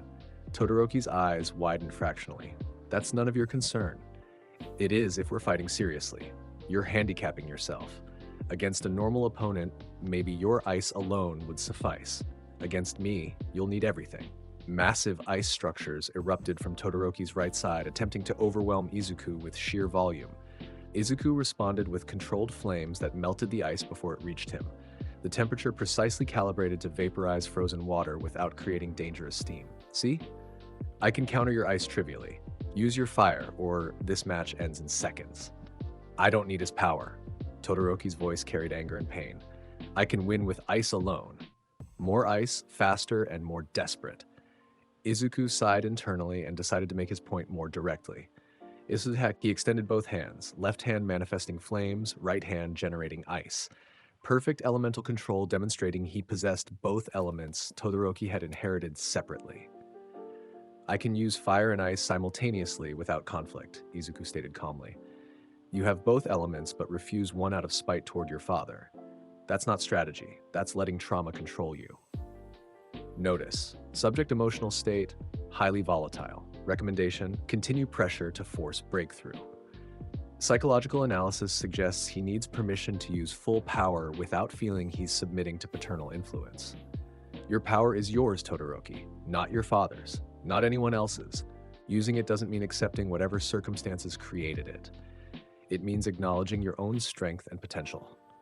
Now stop handicapping yourself and fight me seriously." The last words carried authority that seemed to break through Todoroki's psychological barriers. For a moment, the dual-element user stood frozen. Internal conflict visible on his face, then flames erupted from his left side. The temperature in the stadium spiked dramatically as Todoroki finally unleashed both elements simultaneously. Ice and fire combined into a devastating assault. Frozen structures melting into superheated steam, temperature differentials creating localized wind currents, raw power that would overwhelm most professional heroes. Izuku smiled. Now they were fighting properly. He activated multiple abilities simultaneously. Thermal resistance to ignore the temperature extremes, wind manipulation to control the steam clouds, magic sense to track attacks through the obscuring vapor, and his own elemental abilities to counter every assault. The match became a spectacular display. Todoroki's newfound willingness to use both elements made him far more dangerous, his attacks combining in creative patterns. But Izuku possessed every element Todoroki had and more. with absolute control refined through years of systematic practice. When Todoroki launched a combination attack, ice from the right, fire from the left, attempting to catch Izuku between temperature extremes, Izuku simply absorbed both elements with Predator, then manifested them back at Todoroki in perfectly controlled beams. The dual element user stumbled, exhausted from finally using his full power, and Izuku pressed forward, not with overwhelming force, but with precise application of superior skill. A gentle push with wind manipulation, a carefully placed ice patch to offset balance, and Todoroki fell backward across the boundary line. Winner, Midoriya Izuku. But instead of celebrating, Izuku extended his hand to help Todoroki up. The dual element user stared at the offered hand, then took it. "Thank you," Todoroki said quietly, for making me use it. "Your power is yours," Izuku repeated. "Use it well." The semifinals matched Izuku against Bakugo, an inevitable confrontation between childhood acquaintances, though rivalry seemed too generous a term for their history. Bakugo stood across the arena, getting his expression a mixture of determination and barely controlled fury. "I'm going to prove you're not as special as everyone thinks, Deku. I've asked you not to call me that. I don't care." The match began with Bakugo immediately launching himself forward with explosive propulsion, both palms aimed at Izuku's center mass, with obvious intent to cause injury despite this being a school exercise. Izuku sidestepped the assault trivially, his enhanced speed making Bakugo's attack seem telegraphed. "You're letting emotion control your tactics, that's why you'll lose." "Shut up!" More explosions, faster and more desperate. Bakugo was undeniably skilled, his quirk control was exceptional, his mid-air mobility impressive, his combination attacks creative. Against any normal opponent, he'd be overwhelming. Against Izuku, it was meaningless. Every explosion was absorbed by Predator before it could generate concussive force. Every charge was dodged with minimal movement. Every combination attack was countered with precise elemental responses. "You're strong, Bakugo," Izuku said, still not attacking seriously. "Your quirk is powerful and you've developed it well, but strength alone doesn't make a hero. You need control, strategy, the ability to work with others. Most importantly, you need to stop letting your ego dictate your decisions." "I don't need lectures from you," Bakugo screamed, sweat dripping as he pushed his quirk to its limits. Howitzer impact, his ultimate technique, spinning mid-air while generating a massive explosion in a condensed blast.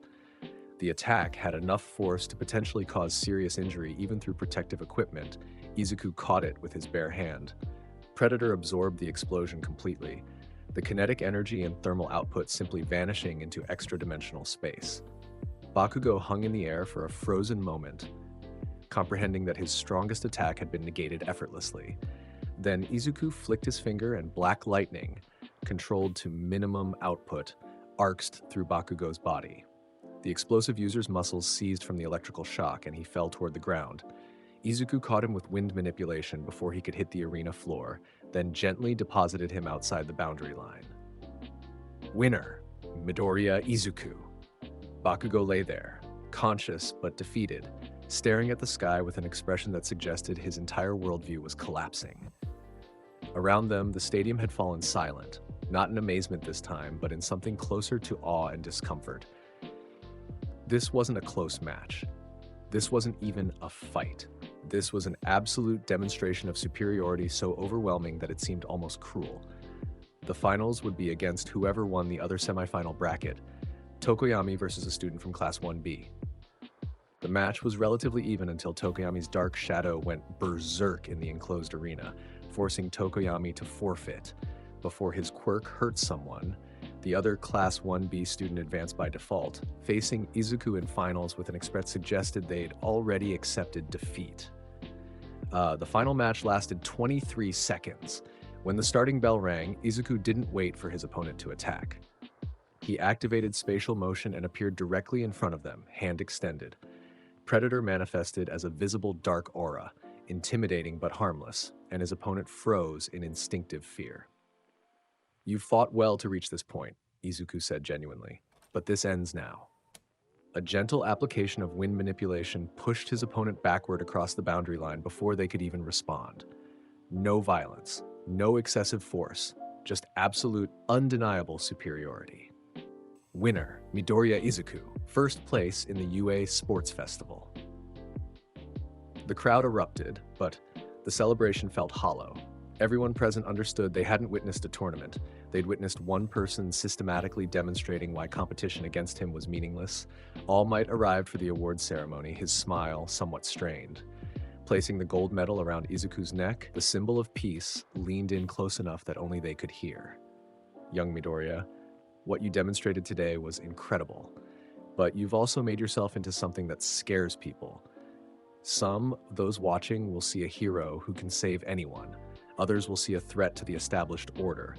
Be prepared for both reactions. I understand, Izuku replied quietly, but hiding what I can do would be a different kind of wrong.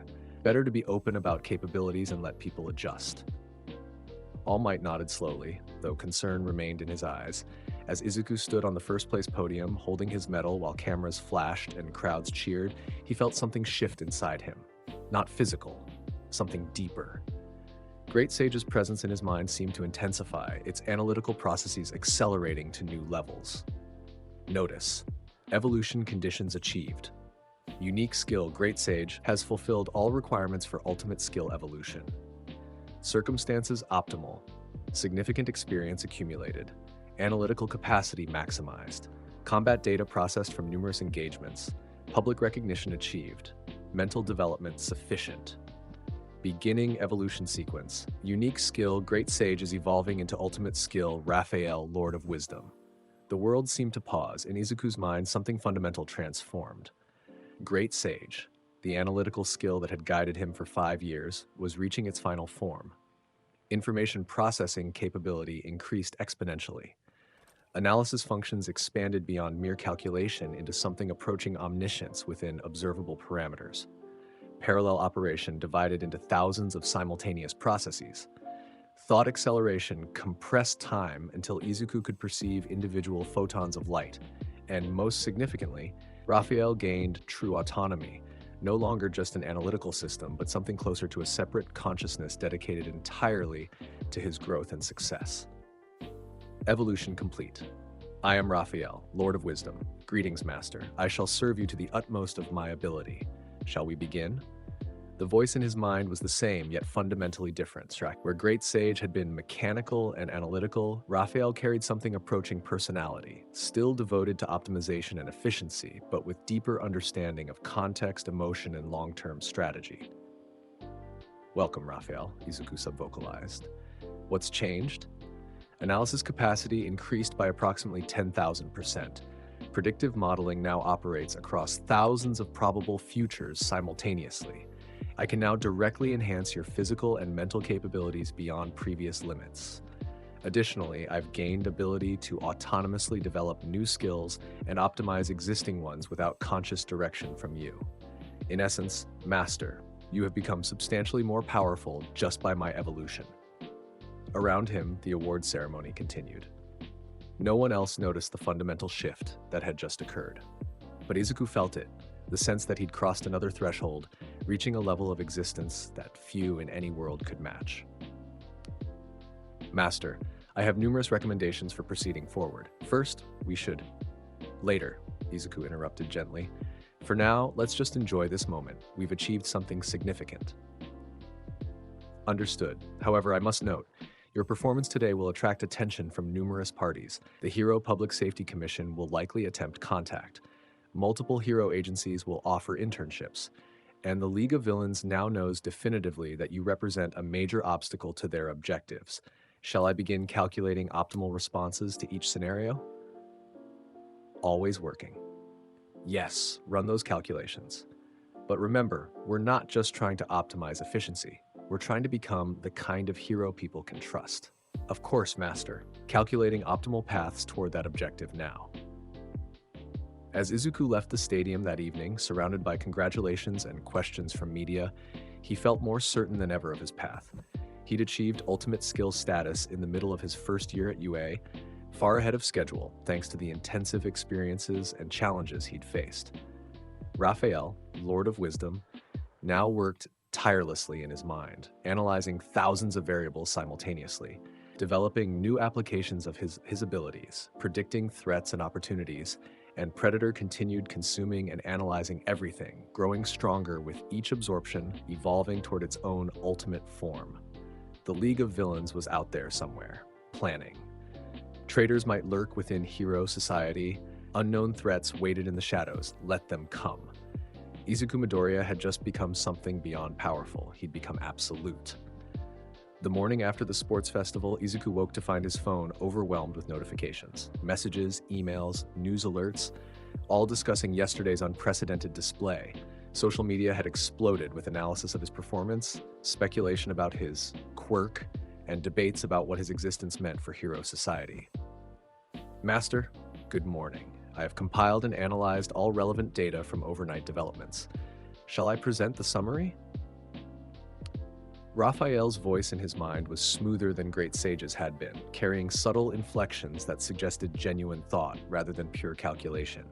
The evolution had granted his ultimate skill something approaching personality, still utterly devoted to optimization and analysis, but with deeper understanding of nuance and context.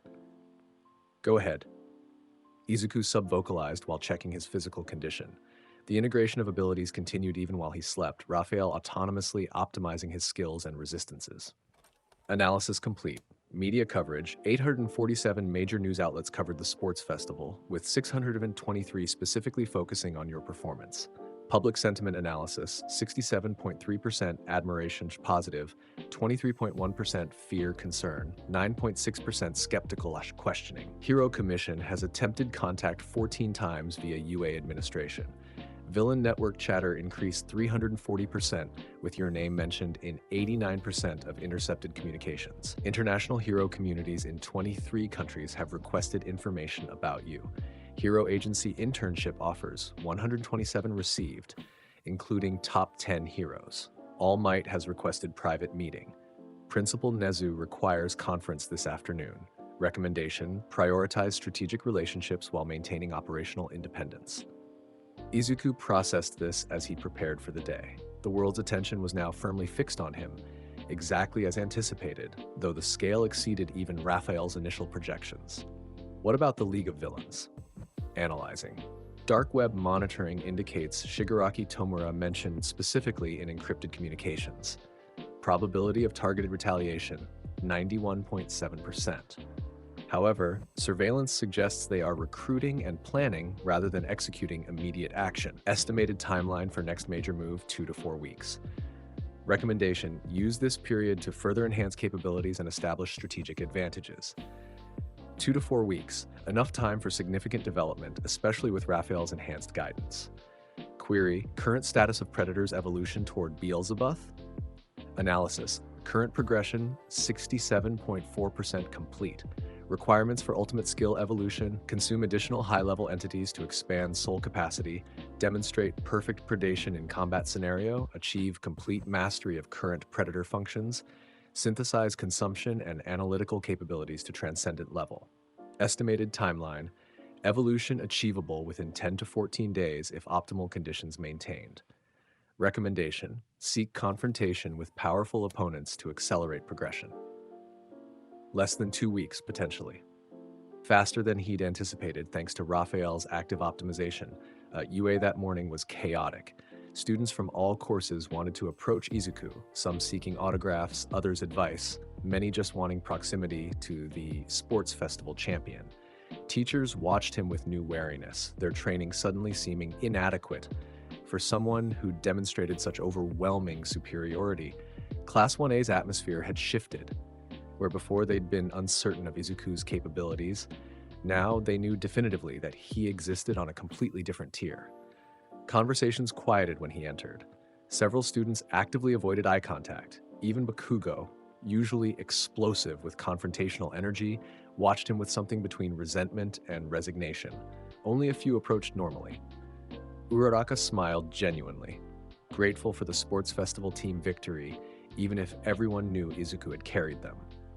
Todoroki nodded respectfully, the dual-element user's expression suggesting their match had helped him psychologically.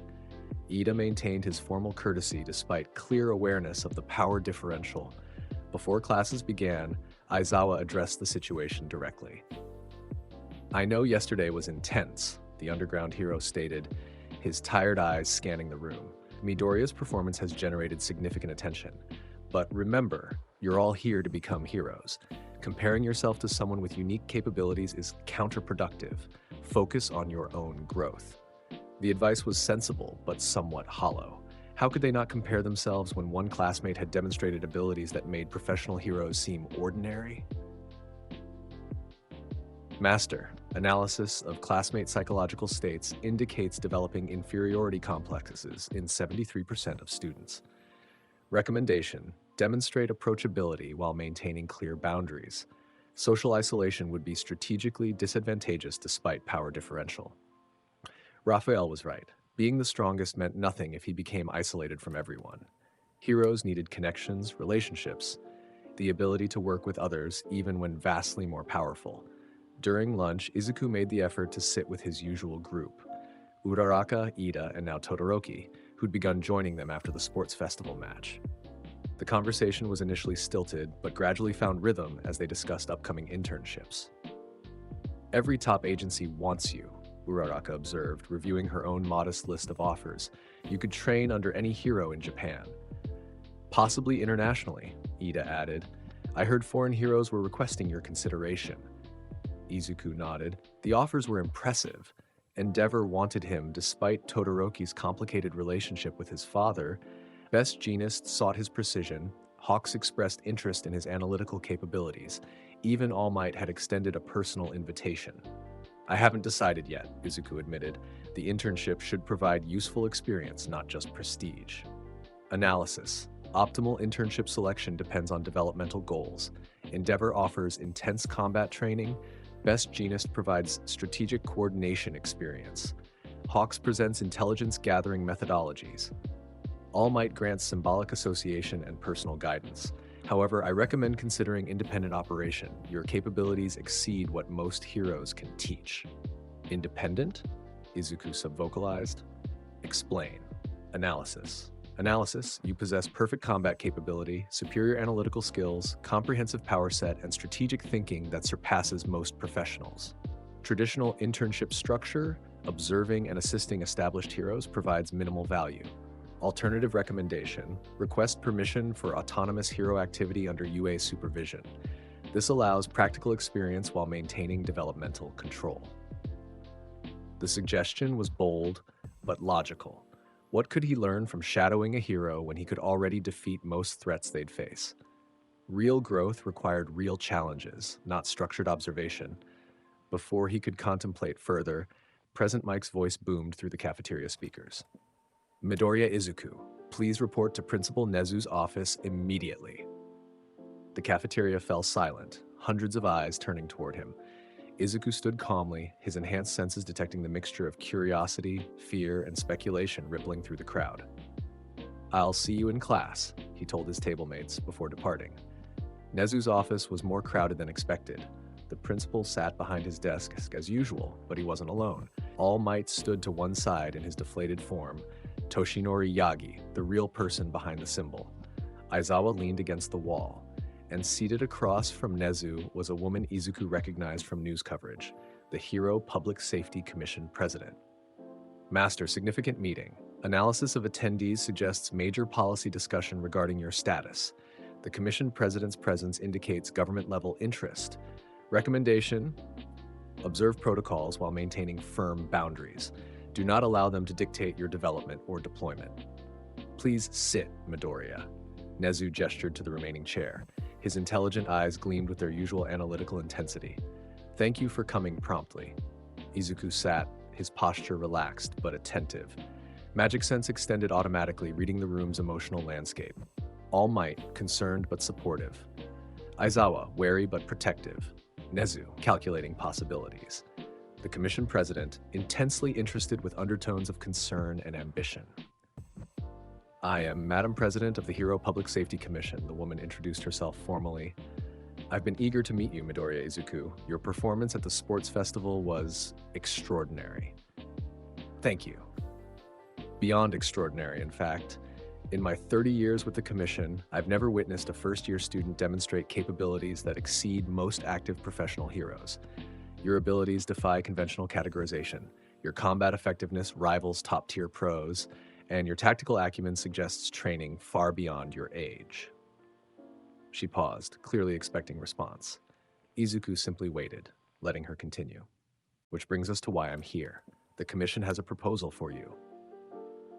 Warning, incoming manipulation attempt. Analysis of speech patterns and body language indicates she will attempt recruitment into Commission-controlled program. Recommendation, refuse politely but firmly.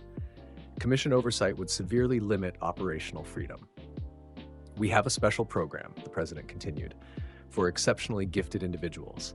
Enhanced training, access to classified techniques, direct mentorship from elite heroes, and coordination with national security operations.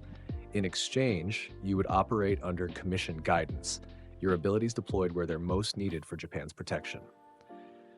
The offer sounded generous, but Raphael's analysis cut through the diplomatic language to the underlying reality. They wanted control over him. The Commission saw someone with unprecedented power and wanted him integrated into their hierarchy, his abilities directed by their strategic priorities. I appreciate the offer, Izuku replied carefully, but I'm currently focused on completing my education at UA. That remains my priority. The President's expression tightened fractionally. I understand your dedication to UA. However, someone with your capabilities could provide immediate value to Hero Society. Waiting 3 years while you attend school seems inefficient when you could be saving lives now. Young Midoriya saves lives by becoming the best hero he can be, All Might interjected, his voice gentle but firm. Rushing his development would be counterproductive. With respect, All Might, this isn't about rushing. It's about appropriate utilization of extraordinary resources. Midoriya's abilities could prevent villain incidents that would otherwise cause casualties. The sports festival demonstrated he's already operating at professional level. Master, she's attempting to guilt you into compliance by emphasizing potential casualties you could prevent. Classical manipulation tactic. Counter-argument available. Your long-term development as a proper hero provides greater value than immediate deployment under Commission control. I understand your perspective, Izuku said calmly, but becoming a hero isn't just about power. It's about judgment, responsibility, understanding how to use abilities appropriately. UA teaches those things. Deploying me now, without that foundation, risks creating a powerful individual who lacks the wisdom to apply force correctly. Nezu's eyes gleamed with approval. Well stated, power without proper foundation can cause more harm than good, regardless of intentions. The President looked between them, recognizing she was losing the argument. Her expression shifted, becoming more direct. Very well. I'll respect your decision to continue at UA. However, the Commission will be monitoring your progress closely. Someone with your capabilities represents a significant factor in national security, both as an asset and a potential risk. We need assurance that you'll use your power responsibly. The implicit threat was clear: cooperate willingly or face government oversight and potential intervention. Master, this is their actual objective. Unable to recruit you directly, they're establishing justification for surveillance and eventual control measures. Recommendation: demonstrate reliability while maintaining independence. Prove through action that you require no external management. I understand completely, Izuku replied.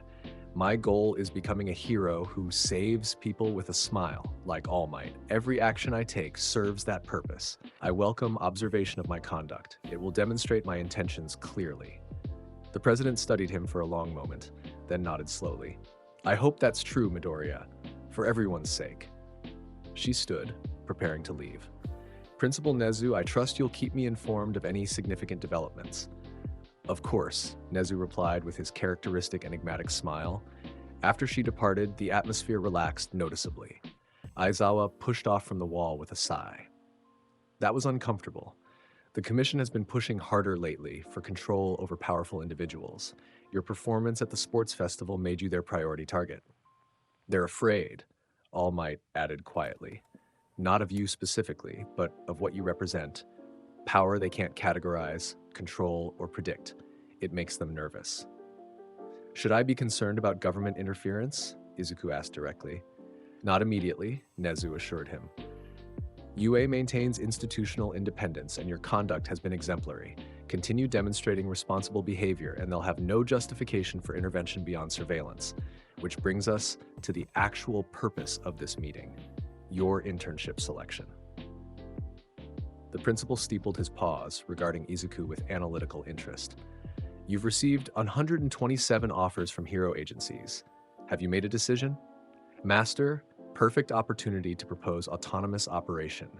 Present it as developmental necessity rather than rejection of established heroes. Actually, I have a request, Izuku began. Rather than traditional internship with an established agency, I'd like permission to operate independently under UA supervision.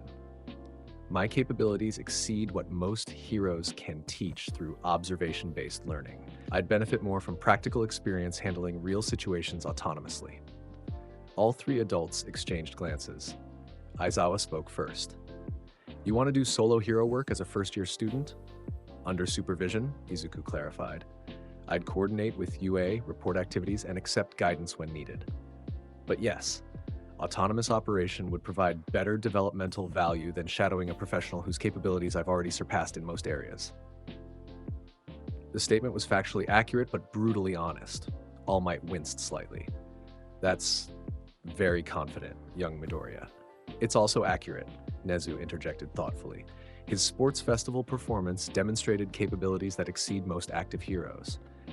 Traditional internship structure assumes the student will learn by observing superior skill and experience. In Midoriya's case, that assumption is questionable. Aizawa frowned. Even if he's powerful, he's still 15. Experience matters beyond raw capability, which is why I'm requesting supervision rather than complete independence, Izuku explained. I recognize my limitations in experience and judgment, but those develop through practice, not observation. Let me handle real situations with UA monitoring and intervention if necessary. Master, excellent presentation. Appeal to their protective instincts while emphasizing your maturity in recognizing limitations. Probability of approval increasing. Nezu considered for a long moment, his expression thoughtful. An unusual request, but your circumstances are unusual. Very well. I'll grant provisional approval with conditions.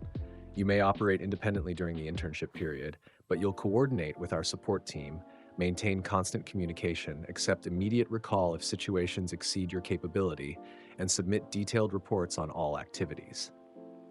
Understood. Thank you, Principal Nezu. Don't thank me yet. I'm also assigning a supervisor for your independent work, someone who can provide guidance while respecting your autonomy. Nezu's smile turned mischievous. All Might, you've expressed interest in mentoring young Midoriya. This seems an ideal arrangement. The skeletal form of Toshinori Yagi looked startled. Me? But I'm not sure I can teach someone whose abilities are so different from mine. You can teach him what it means to be a symbol, Nezu interrupted gently. Power he has in abundance, wisdom, judgment, and the weight of expectations, those you understand better than anyone. Will you accept? All Might looked at Izuku, his sunken eyes thoughtful. Then he smiled, the same genuine expression that had inspired millions, even in this diminished form. I'd be honored. Thus began Izuku's autonomous internship period, a week of operating as an independent hero under All Might's distant supervision.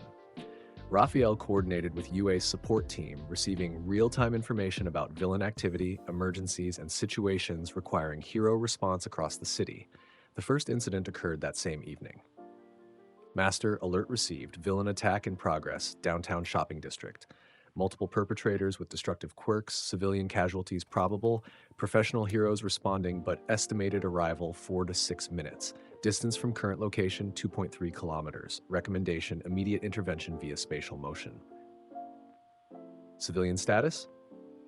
Scanning, approximately 47 civilians in immediate danger zone. 3 already injured.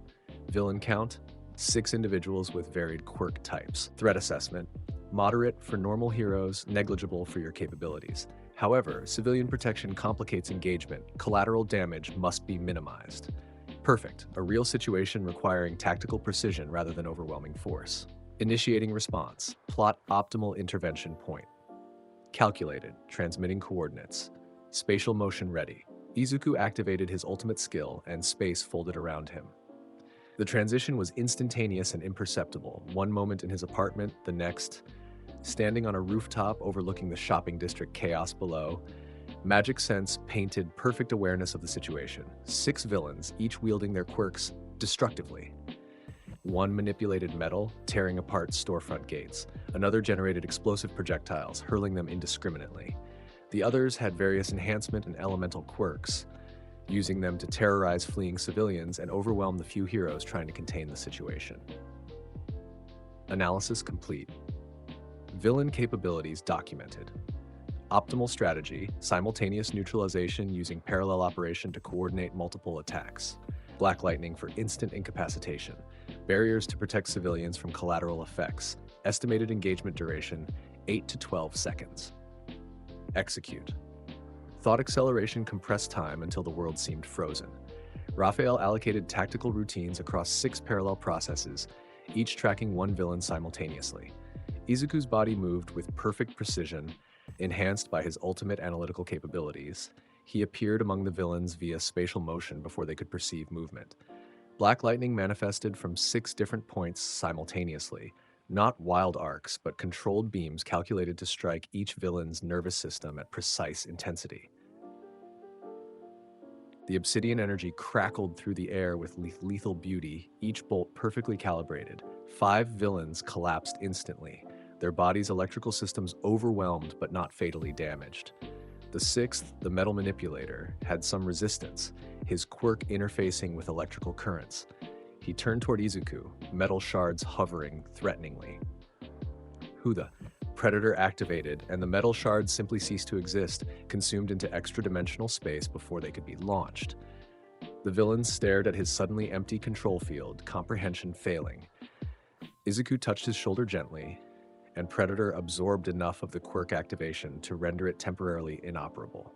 A precise application of wind manipulation pushed the villain backward off his feet. Total engagement time, 9.4 seconds. Civilians stared in shock. The few heroes who'd been struggling to contain the situation gaped at the suddenly incapacitated villains. Izuku stood calmly in the center of the chaos, surrounded by unconscious bodies. Master, police approaching. Media arrived 30 seconds ago and recorded the engagement. Recommendation: provide brief statement establishing your authorized status, then depart before situation becomes complicated. A news crew was indeed setting up, their camera already aimed at him. Izuku composed himself, aware this would be his first public statement outside UA's controlled environment. This is Midoriya Izuku, UA first year operating under authorized internship, he stated clearly. 6 villains neutralized, civilians protected, no casualties. Police can handle containment. I'm returning to patrol.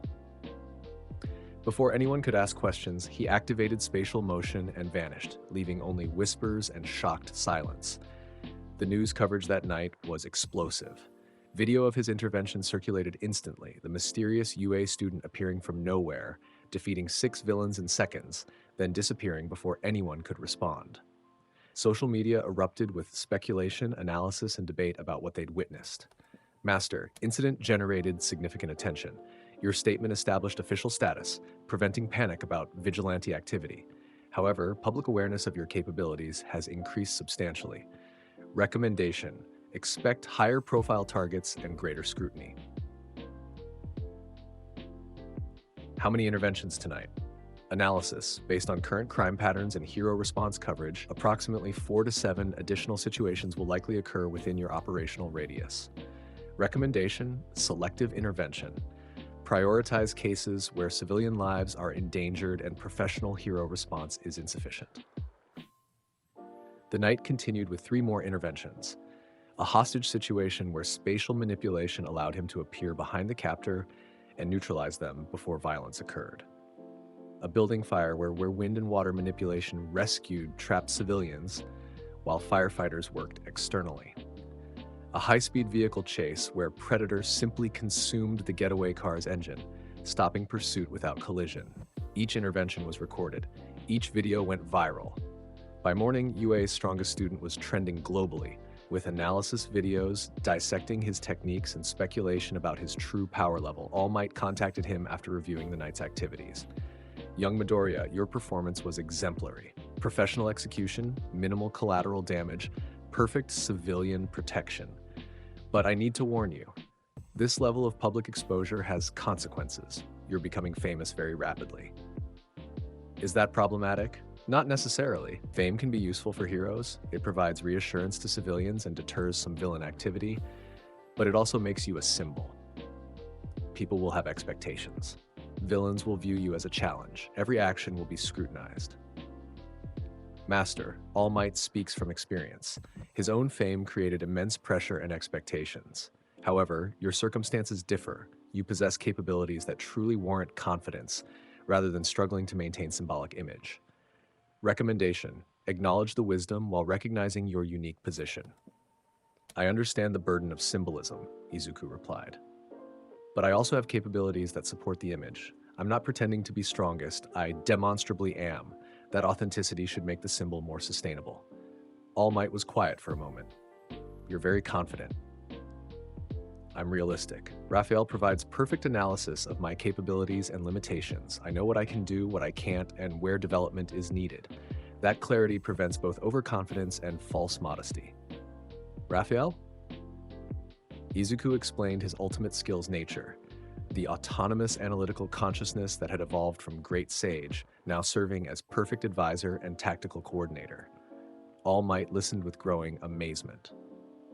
So you have essentially a super intelligent assistant in your mind, providing constant guidance and analysis? Correct. Raphael processes millions of variables simultaneously, predicts probable outcomes, optimizes my abilities, and suggests tactical approaches. It's an ultimate skill that has no equivalent in quirk-based abilities. That's extraordinary and somewhat concerning. Having that level of analytical support means you're never truly alone with your decisions. Master, interesting observation. All Might recognizes potential psychological dependency. However, analysis indicates concern is unfounded. You maintain independent judgment while utilizing my support. Our relationship is collaborative rather than dependent. Raphael enhances my decision-making but doesn't replace it, Izuku explained. I still choose my actions. The analytical support just ensures those choices are maximally informed. I hope that's true. But be careful, young Midoriya. Even perfect information can't account for the human elements, emotions, irrationality, the unpredictable nature of people under stress. Don't rely entirely on calculation. The advice was valid. Raphael was extraordinary, but All Might's decades of experience had taught him things pure analysis couldn't capture. The internship week continued with escalating intensity. Word spread through villain networks that UA's strongest student was operating independently. Some criminals avoided areas where he'd been spotted. Others saw it as challenge, deliberately targeting locations to draw him out. On the third night, Raphael detected something significant.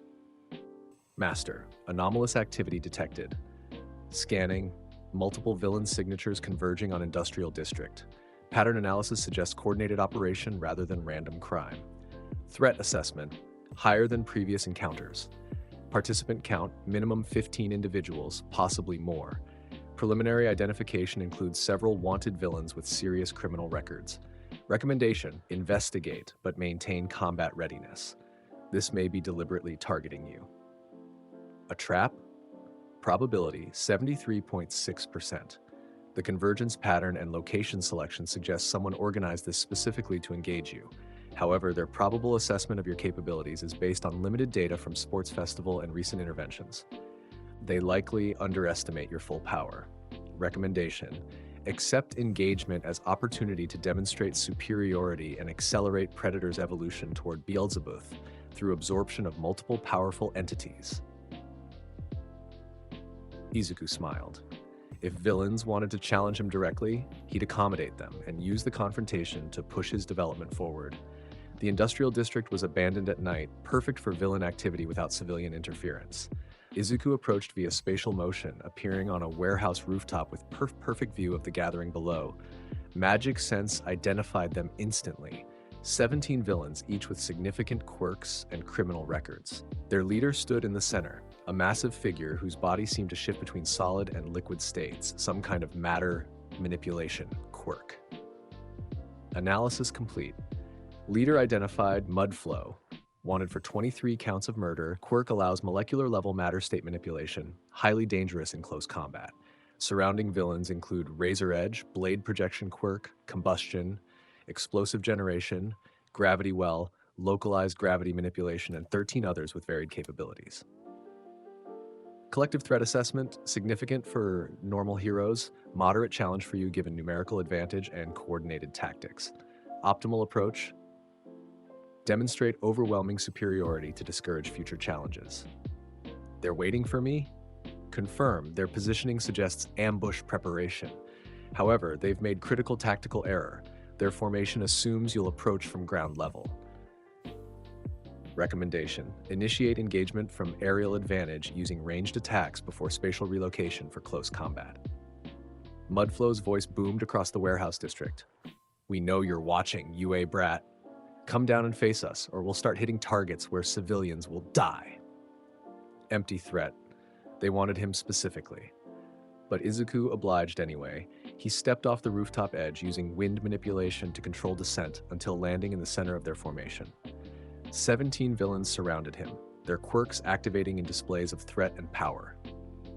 Bold of you, Mudflow growled, his body rippling with liquid consistency. We're the Tokyo Underground, villains who've been operating while heroes played their games. We saw your sports festival performance, saw you playing hero this week, thought we'd remind you that real villains aren't school exercises. You organized 17 people just to challenge me? To kill you, Combustion corrected with manic grin. You're making waves, disrupting business. Better to eliminate the problem before it grows. Master, they genuinely believe they can defeat you.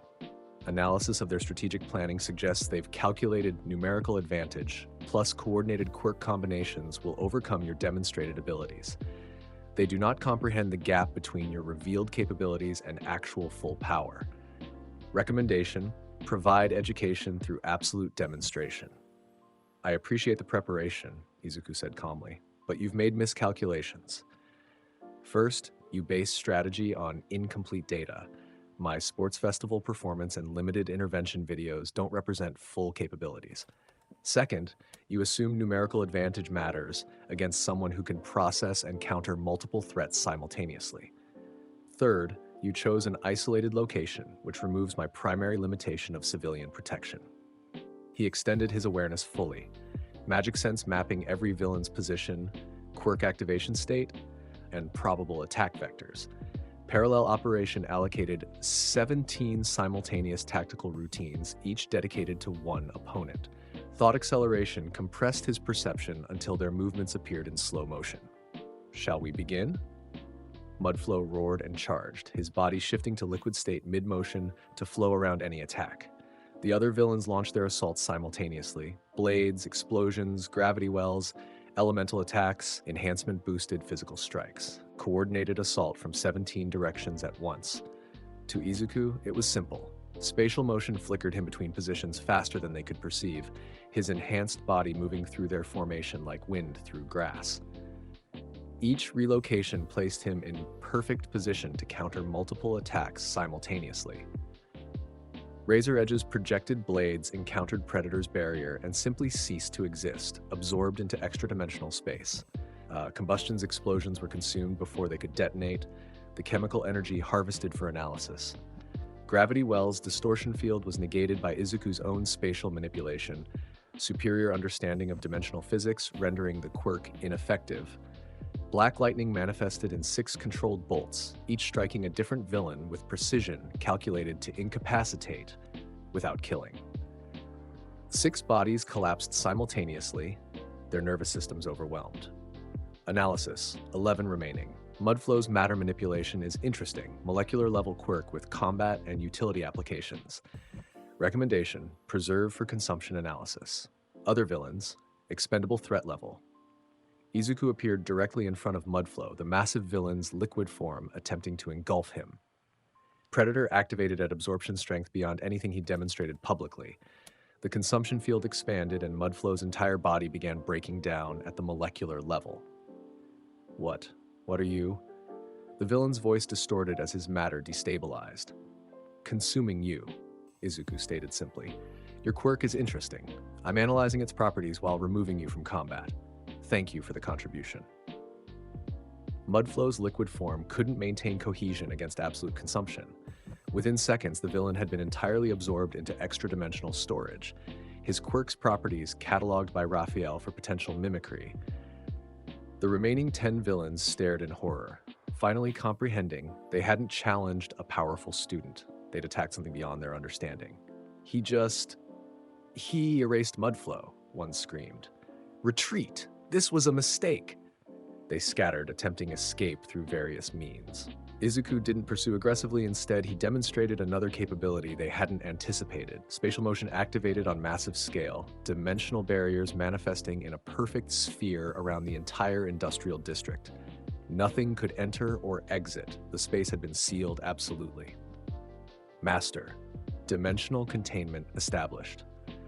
All escape routes blocked. Recommendation: conclude engagement efficiently to minimize prolonged confrontation. The remaining villains realized they were trapped. Some panicked, attacking the barriers futilely. Others turned back toward Izuku with desperate determination, knowing their only option was defeating him. It made no difference. Black lightning manifested as a massive storm within the contained space, dozens of bolts striking simultaneously with perfect precision. Every remaining villain collapsed, their bodies intact, but completely incapacitated by electrical overflow. 17 villains defeated in under 90 seconds. Izuku stood among the unconscious bodies, his breathing steady and controlled. The engagement had required minimal effort, less than 5% of his actual capabilities. More importantly, it had provided valuable data. Master. Combat analysis complete. Absorption of Mudflow's matter manipulation quirk successful. Molecular-level state changeability now available through Predator's mimicry function. Additionally, consumption of high-level quirk user has advanced evolution progress significantly. Current status: Predator evolution 89.3% complete. Estimated timeline to Beelzebub 3 to 5 days. Recommendation: seek 1 or 2 more high-level absorption targets to complete evolution requirements. The dimensional barrier dissolved. Police sirens approached. Someone had reported the villain gathering despite the isolated location. Izuku contacted UA's coordination team, reporting the incident and requesting villain containment support. Before authorities arrived, he noticed something unusual. One villain, an unconscious figure near the warehouse edge, had different clothing than the others. Not combat gear, but formal attire suggesting different role. Master. Scanning. Individual identified. Not a combatant. Analysis suggests coordinator or information broker rather than direct participant. Recommendation: investigate before police arrive. This individual may provide intelligence about villain organization and future threats. Izuku approached, using Predator's absorption capability at minimal level to extract information directly from the unconscious figure's mind. It wasn't a complete skill yet. Reading thoughts required more advanced applications he hadn't fully developed. But surface-level extraction of recent memories was possible. Images flashed through his perception. Meetings with villain leadership, discussions about UA, references to the plan, mentions of someone called the benefactor who was coordinating something larger. Master. Significant intelligence acquired. This Tokyo Underground attack was not independent villain action. They were recruited and funded by an external party. Analysis of extracted memories suggests larger conspiracy targeting Hero Society infrastructure. The benefactor entity appears to be organizing multiple villain groups for coordinated assault. Insufficient data to identify specific individual, but pattern matches League of Villains organizational style. Probability: Shigaraki, Tomura, or associated party is orchestrating broader campaign. Recommendation: prepare for escalation beyond random villain encounters. The revelation was concerning, but not surprising. The League of Villains had retreated after USJ, but they wouldn't abandon their objectives. Shigaraki had demonstrated obsessive dedication to destroying Hero Society. A single defeat wouldn't deter him. Continue monitoring villain network communications, Izuku instructed. If something larger is being organized, we need advance warning. Confirmed. Expanding surveillance parameters. I will alert you immediately if coordination patterns emerge. Police arrived and Izuku provided detailed report before departing via spatial motion. The incident would generate more news coverage. 17 wanted villains defeated by a single UA student. But that was secondary to the broader implications. Somewhere, Villains were organizing, and they were targeting him specifically as an obstacle to their plans. Good. Let them come with everything they had. It would only accelerate his development and provide more opponents to consume. The next 3 days passed with heightened activity. News of the Tokyo Underground's defeat spread through both hero and villain networks. Some criminals became more cautious, avoiding confrontation. Others saw it as challenge, testing themselves against UA. Strongest. Izuku encountered and defeated 12 separate villain incidents, each providing combat data and occasionally worthy absorption targets. Predator consumed 3 more quirk users with powerful abilities. A regeneration quirk similar to the Nomu's but with different cellular mechanics, a sensory enhancement quirk that extended his already extraordinary perception, and a defensive hardening quirk that integrated seamlessly with his existing resistances. Master evolution threshold reached. All requirements satisfied. Predator is ready to evolve into ultimate skill. Beelzebub, Lord of Gluttony. Initiate evolution sequence? Izuku was alone in his apartment when Raphael announced readiness, having just returned from his final patrol before internship week concluded.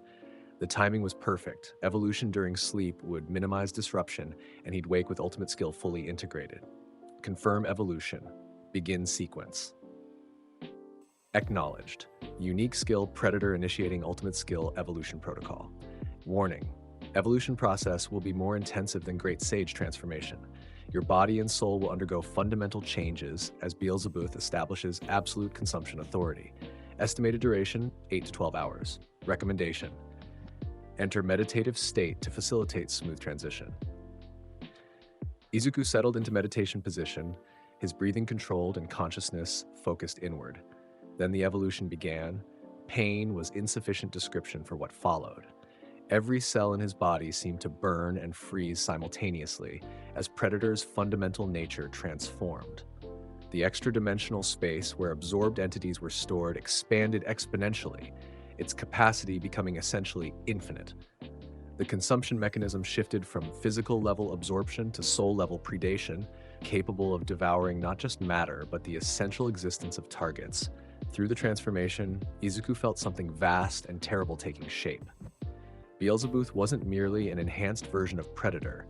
It was an ultimate skill embodying absolute consumption, the conceptual authority to devour anything and everything. Memories of absorbed entities flickered through his consciousness as Beelzebub reorganized them. The Nomu's multiple quirks, Mudflow's matter manipulation, every villain he'd consumed, their abilities, experiences, and essences now belonged to him completely. Master, evolution reaching completion. Beelzebub, Lord of Gluttony, will grant following capabilities.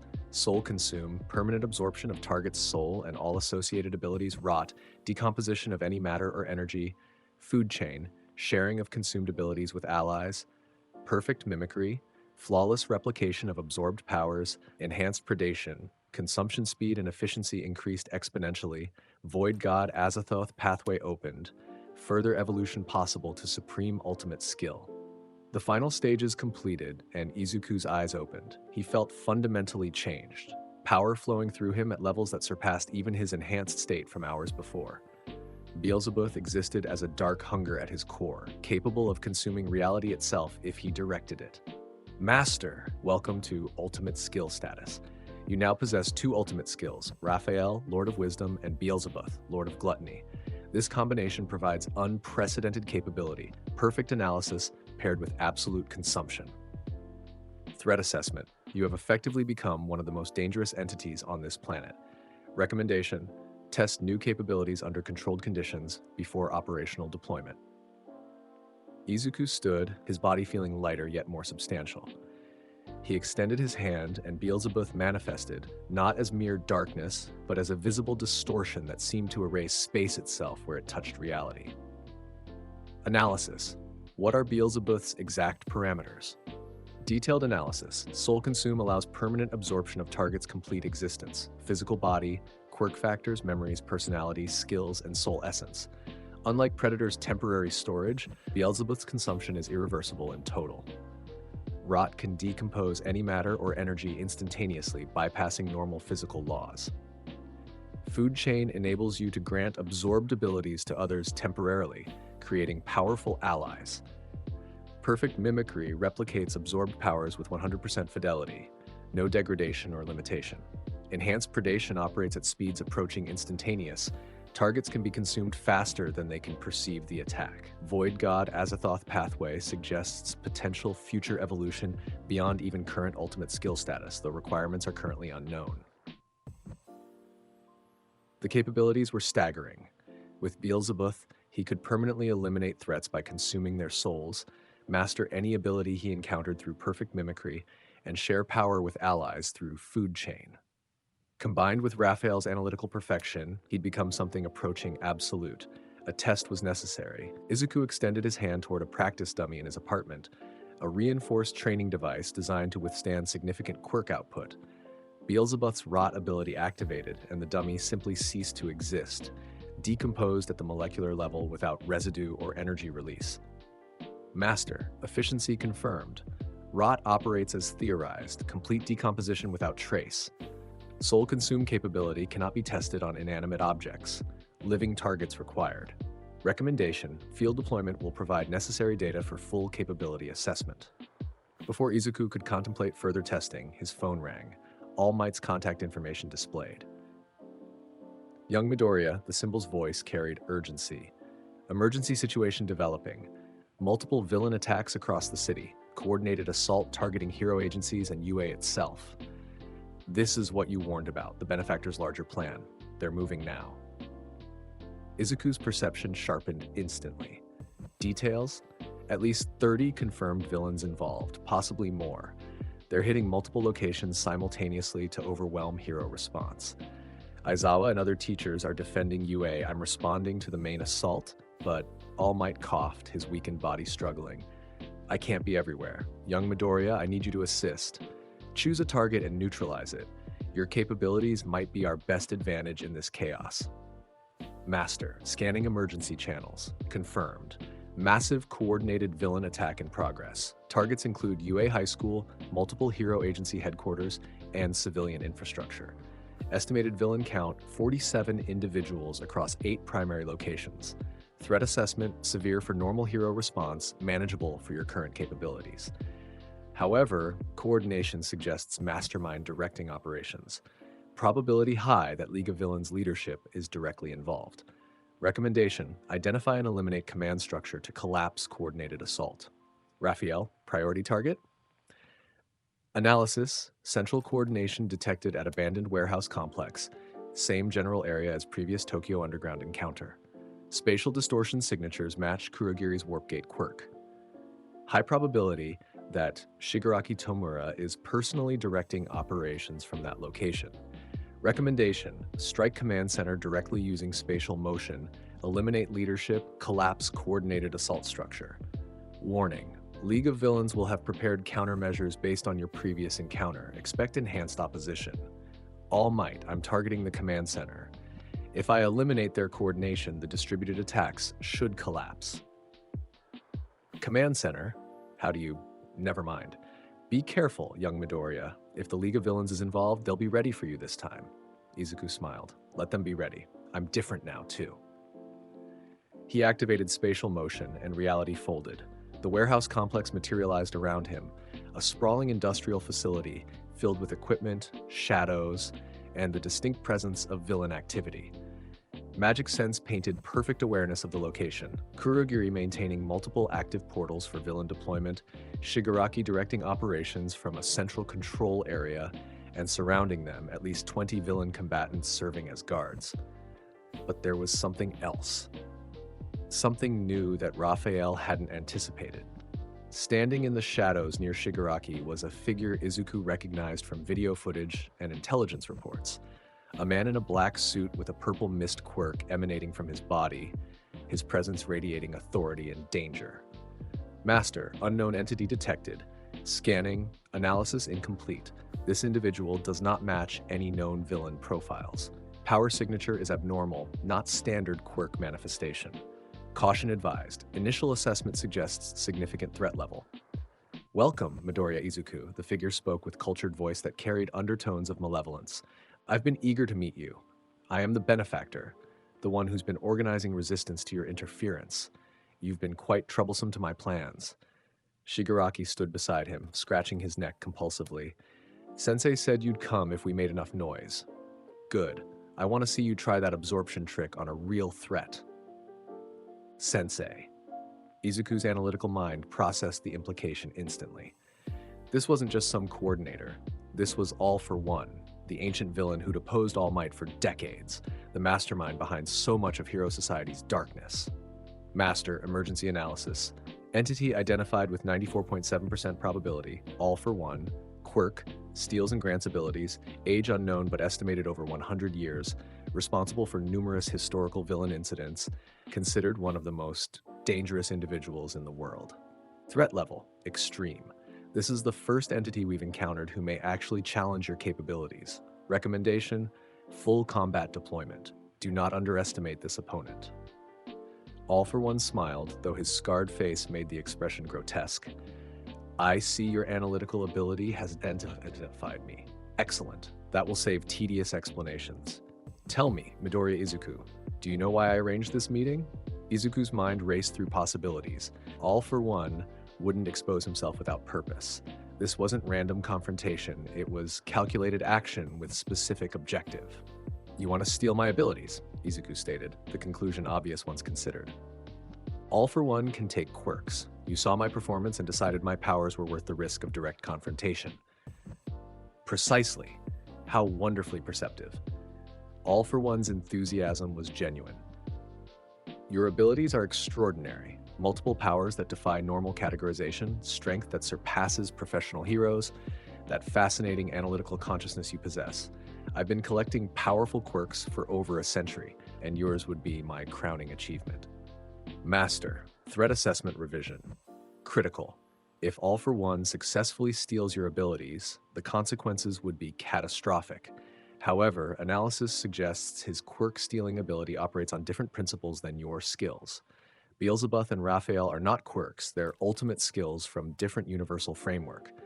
Probability he can successfully steal them, 23.4%. However, the attempt itself may be dangerous.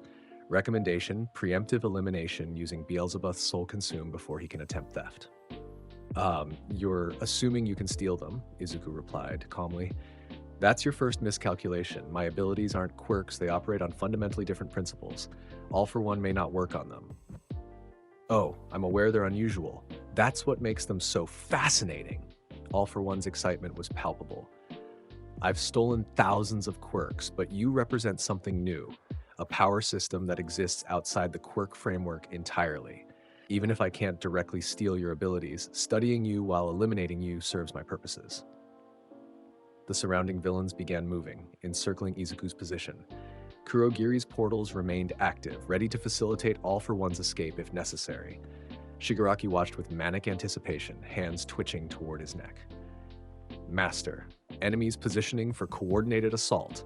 All for One possesses multiple stolen quirks, exact number unknown, but estimated between 30 to 100 different abilities. Combat capability assessment. He is the most dangerous opponent you've faced. Recommendation, utilize Beelzebub's soul consume immediately. If you permanently absorb All for One's soul and all his stolen quirks, you'll eliminate the threat and gain access to his entire collected ability arsenal. The suggestion was logical and ruthless. Soul Consume would permanently erase All for One from existence, while granting Izuku access to every quirk the ancient villain had stolen over a century. It would be the single greatest power acquisition possible, but it also meant killing someone, not incapacitating, not defeating, but completely and irreversibly destroying their existence. Izuku had never killed before. Every villain he'd fought had been subdued, absorbed temporarily, or incapacitated. This would cross that line definitively. Master, moral consideration noted. However, pragmatic analysis, All for One is responsible for countless deaths, ongoing villain coordination, and represents existential threat to Hero Society. His continued existence endangers millions. Eliminating him is ethically justifiable under doctrine of utilitarian harm reduction. Additionally, his own stated intention is killing or stealing your abilities. Self-defense applies. Recommendation stands, use Soul Consume to permanently eliminate threat. All for One seemed to sense Izuku's contemplation. Hesitating? How delightfully human. You possess overwhelming power, but you haven't fully embraced what that means. Let me teach you a lesson about power, young Midoriya.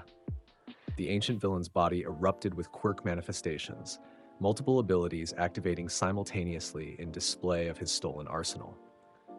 Air pressure blasts, kinetic force, electrical discharge, hardening defense, regeneration activation, strength enhancement, dozens of quirks working in perfect coordination, refined through a century of practice. Izuku moved. Thought acceleration compressed time until All for One's multi-quirk assault appeared in slow motion. Spatial motion flickered him away from the impact zone before attacks could connect. Beelzebub manifested as visible darkness around his right hand, the ultimate skill, hungry for consumption. He appeared directly behind All for One, hand extended toward the villain's back. Soul Consume activated. The effect was immediate and terrible. All for One's entire body began breaking down at the existential level, not just flesh and bone, but the soul itself being torn from reality and consumed into Beelzebub's infinite void. The ancient villain screamed, his voice mixing agony and disbelief. What? This isn't... You're not just absorbing quirks, you're consuming my soul. Master, soul consume in progress. Targets resistance higher than normal due to century of quirk accumulation and reinforced existence. Current consumption rate 34% complete. Maintain contact for 4.3 more seconds to achieve total absorption. But All for One hadn't survived a century through weakness. Even while being consumed, he activated desperate countermeasures. A warping quirk attempted to forcibly relocate Izuku's position. A quirk nullification ability tried to disrupt Beelzebub's function. Multiple defensive quirks layered across his being to slow the consumption process. None of it mattered. Beelzebub was an ultimate skill, conceptual authority that superseded normal physical laws. Warping couldn't relocate what existed partially in extra-dimensional space. Nullification couldn't affect abilities operating on different universal framework. Defense meant nothing against consumption that targeted existence itself. 73% complete. All for One's accumulated quirks being cataloged. Current count 87 distinct abilities identified and absorbed. Estimated total 90 to 95 quirks once full consumption achieved. Master, you are about to become significantly more powerful. All for One's struggles weakened as more of his existence was consumed. His scarred face showed something he probably hadn't experienced in decades, genuine fear. You're a monster, he gasped. No, Izuku replied calmly. I'm just someone who was given power and chose to use it protecting people. You've spent a century destroying lives. This ends now. 97% complete, final integration approaching. Shigaraki screamed in rage, charging forward with Decay quirk active, desperate to save his mentor. Izuku's left hand, not occupied with consuming All for One, casually generated a spatial barrier that stopped the young villain's advance without effort. 100%, soul consume complete. All for One has been permanently absorbed. The ancient villain's body vanished entirely, consumed into Beelzebub's void. His soul, his quirks, his century of accumulated power, all of it now belonged to Izuku Midoriya. The warehouse fell silent, except for Shigaraki's anguished cry. Kurogiri stood frozen in shock. The surrounding villains stared in horror at where All for One had been moments before. Master, integration processing. You have acquired 91 distinct quirk abilities from All for One's collection. Analysis and categorization in progress. Preliminary assessment. Your power has increased exponentially. Notable acquisitions include All for One quirk itself, ability to steal and grant quirks, multiple strength enhancement quirks, various elemental abilities, regeneration factors, sensory enhancements, warping capabilities, and numerous defensive offensive options. With perfect mimicry, you can now utilize all these abilities at full effectiveness. Congratulations, Master. You have become the most powerful individual on this planet by a significant margin. Izuku felt the integration completing, 91 new abilities flowing into his consciousness, each one cataloged and ready for use. The All for One quirk itself was particularly interesting.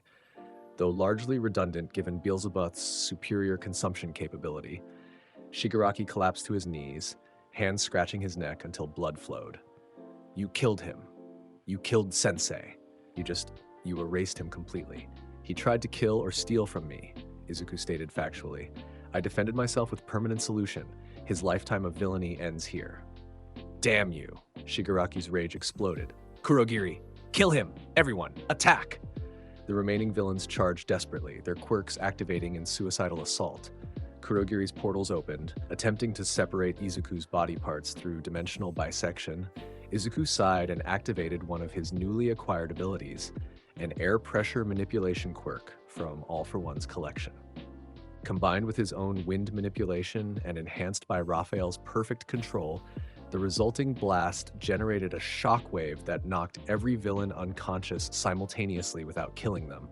Only Kurogiri remained standing, his mist form allowing partial resistance to physical force. The warp villain stared at Izuku with what might have been fear behind his obscuring darkness. Kurogiri, Izuku addressed him directly. You have a choice. Surrender peacefully and provide information about the League of Villains' complete structure, or I'll consume you like I did All for One. Your warp ability interests me, but I don't need you alive to acquire it. Master, scanning Kurogiri's biological structure? Interesting. This entity is not entirely organic. Analysis suggests artificial creation, possibly similar to the Nomu, but with higher intelligence. Recommendation: if he refuses cooperation, consume him to analyze the creation process. Understanding how Nomus are manufactured would be strategically valuable. Kurogiri's form wavered uncertainly. Then slowly the portals closed. His mist condensed into a more defined humanoid shape, a gesture of surrender. Yield. All for One's death changes everything. Without his direction, the League of Villains has no true purpose. The entity's cultured voice carried resignation. I will provide information as requested. Wise choice. Izuku gestured, and spatial barriers manifested around both Kurogiri and the unconscious Shigaraki, containing them securely. Raphael, contact UA and police. We have the League of Villains leadership captured and All for One permanently eliminated. The coordinated attack should collapse without central direction. Confirmed. Transmitting notifications. Emergency services responding. All Might has been informed. He is expressing significant shock at the outcome. Recommendation: prepare detailed explanation of events for official report. The permanent elimination of All for One will generate substantial scrutiny and questions. Within minutes, the warehouse was flooded with heroes and police. All Might arrived in his muscular form, his expression mixing relief and concern as he surveyed the captured villains, and notably absent All for One. Young Midoriya, where is he? Where's All for One? Permanently eliminated, Izuku stated calmly. I used my consumption ability's ultimate function, Soul Consume. He no longer exists in any form. His soul and all his stolen quirks have been absorbed. All Might's eyes widened in shock. You killed him? I permanently removed him from reality, Izuku clarified. There's a distinction. His existence has been consumed, but calling it killing implies leaving a body. All for One is simply gone, erased completely. The symbol of peace was silent for a long moment, processing this. Then he placed a hand on Izuku's shoulder, his expression complex. All for One was my nemesis for decades. The villain responsible for my mentor's death, for countless disasters, for so much suffering. I fought him multiple times, always ended in stalemate or temporary victory. And you just erased him completely in a single encounter. He underestimated my capabilities, Izuku explained. He assumed my abilities operated like quirks, that All for One could steal or counter them. He didn't understand that Beelzebub exists on a different level entirely, an ultimate skill that can consume souls and existence itself. His century of experience couldn't prepare him for something outside his framework of understanding.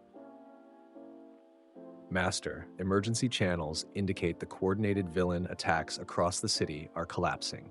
Without All for One's direction and the League of Villains leadership, participating villains are retreating or surrendering. The crisis is resolving. Estimated casualty count minimal, thanks to rapid hero response and your elimination of command structure. Public reaction to All for One's permanent defeat will be substantial. The aftermath unfolded rapidly. Police secured all captured villains, including Shigaraki and Kurogiri. Interrogation revealed the full scope of All for One's organization. Safe houses, recruited villains, ongoing plots, resource networks. Without their leader, the entire structure collapsed. News of All for One's defeat spread through hero society like wildfire. The ancient villain who'd plagued Japan for over a century had been permanently eliminated by a UA. First-year student during his internship week. The response was mixed: celebration at a major threat's removal, shock at the method of elimination, concern about the student who could erase someone from existence completely. The Hero Public Safety Commission demanded immediate meeting with Izuku. This time, when he arrived at their headquarters, the president's demeanor had changed from interested recruitment to wary concern. "Midoriya Izuku," she began formally, "you've accomplished something that professional heroes couldn't achieve in decades: the permanent elimination of All for One.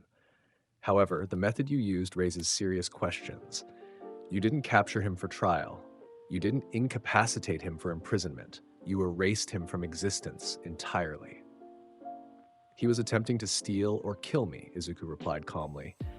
"I defended myself with permanent solution to ensure he couldn't threaten anyone again.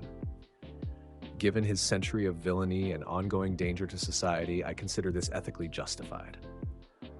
The Commission is concerned about establishing precedent where individuals, even powerful heroes, have authority to permanently eliminate threats without legal process.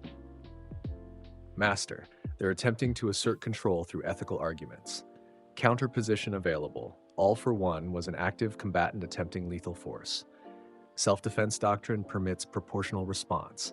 Additionally, his permanent removal objectively saved lives. He would have continued causing deaths if merely imprisoned. Recommendation: stand firm on justification while appearing open to future cooperation." "I understand your concern," Izuku acknowledged. "However, All for One was not a normal criminal who could be safely contained. His quirk allowed stealing others' abilities, his resources were vast, his intelligence network extensive. Imprisonment would have been temporary at best. Permanent elimination was the only solution that actually protected society long-term. I'm willing to discuss protocols for future situations, but I won't apologize for removing an existential threat." The president studied him carefully. "You're very confident in your judgment." "I have perfect analytical support providing ethical framework assessment," Izuku replied, referencing Raphael without full explanation. "I don't make decisions like this lightly.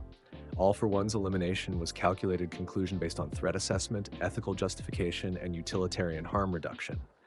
If similar situation emerges, an opponent attempting lethal force who cannot be safely contained, I'll respond similarly." The room fell silent. The commission members exchanged glances, clearly recognizing they couldn't actually control or command Izuku. He possessed power that exceeded their authority, judgment that didn't require their approval, and capabilities that operated outside normal regulatory framework. "Very well," the president finally said. "The Commission will not pursue action regarding All for One's elimination. The circumstances justify self-defense claim. However, we expect future cooperation and communication if similar threats emerge. You're now effectively one of Japan's most powerful assets. That comes with responsibilities." "Understood. I welcome coordination with official hero society, provided it doesn't compromise my operational effectiveness or ethical principles."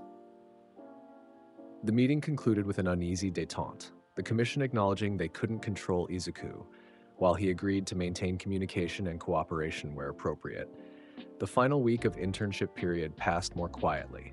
Without All for One's coordination and the League of Villains' leadership, villain activity actually decreased, as remaining criminals went into hiding, uncertain of the new status quo. Izuku spent the time integrating his newly acquired abilities from All for One's collection and testing Beelzebub's complete capabilities. The 91 quirks he'd absorbed provided incredible versatility. He could now steal quirks like All for One had, though it was redundant given Beelzebub's superior consumption. He could use strength enhancement quirks stacked with his existing physical enhancement, creating truly overwhelming force. The various elemental abilities complemented his magic manipulation, but more importantly, he practiced Soul Consume to understand its full parameters. The ability to permanently eliminate threats by consuming their souls was powerful but ethically complex. Raphael helped establish guidelines for when its use was justified versus excessive. "Master, integration of All for One's quirk collection complete. Analysis indicates you can now utilize any of the 91 abilities at full effectiveness through perfect mimicry. Combined with your existing skill set, Raphael's analytical support, and Beelzebub's consumption capabilities, your effective power level has increased approximately 400% beyond pre-Soul Consume baseline. Threat assessment. No known entity on this planet can challenge you in direct confrontation. You have effectively achieved absolute dominance. Any potential threats remaining? Scanning global intelligence. Negative. All for One was the strongest villain in existence. With his elimination and the League of Villains' collapse, remaining villain organizations lack both power and coordination to pose serious threat. Hero Society's major threats have been effectively neutralized. Recommendation: shift focus from immediate combat readiness to long-term strategic development and societal impact planning. The realization was both satisfying and slightly anticlimactic. He'd achieved his goal, becoming powerful enough to protect everyone, to save people with a smile, to eliminate threats that endangered society. But now that he'd reached that level, what came next? The answer came from an unexpected source. On the final day of internship period, All Might requested private meeting. They stood on Yue's rooftop, the same place where Izuku often trained, as the sun set over the city. Young Midoriya, All Might began, his tone serious. You've accomplished something extraordinary this week. Defeated the League of Villains, eliminated All for One, prevented countless casualties through your interventions. You've essentially solved problems that have plagued Hero Society for decades. But, Izuku prompted, sensing the underlying concern. But you're 15 years old, and you've already surpassed nearly every active hero. You have power that could reshape society, capabilities that exist outside normal framework, and the judgment to use them effectively. Which raises a question. What do you do now? You've already achieved what most heroes spend entire careers working toward. Where do you go from here? The question resonated deeply. Izuku had focused so intently on becoming powerful enough to protect everyone that he hadn't fully considered what success actually meant for his future. Master, All Might raises valid philosophical concern. You have achieved dominant position in this world's power structure. Further combat development has diminishing returns when you already surpass all opponents. Recommendation: consider evolution of objectives beyond pure power acquisition. What does absolute strength allow you to accomplish in broader context? I don't know, Izuku admitted honestly. I focused on becoming strong enough to save everyone, but I didn't plan carefully for what comes after achieving that goal.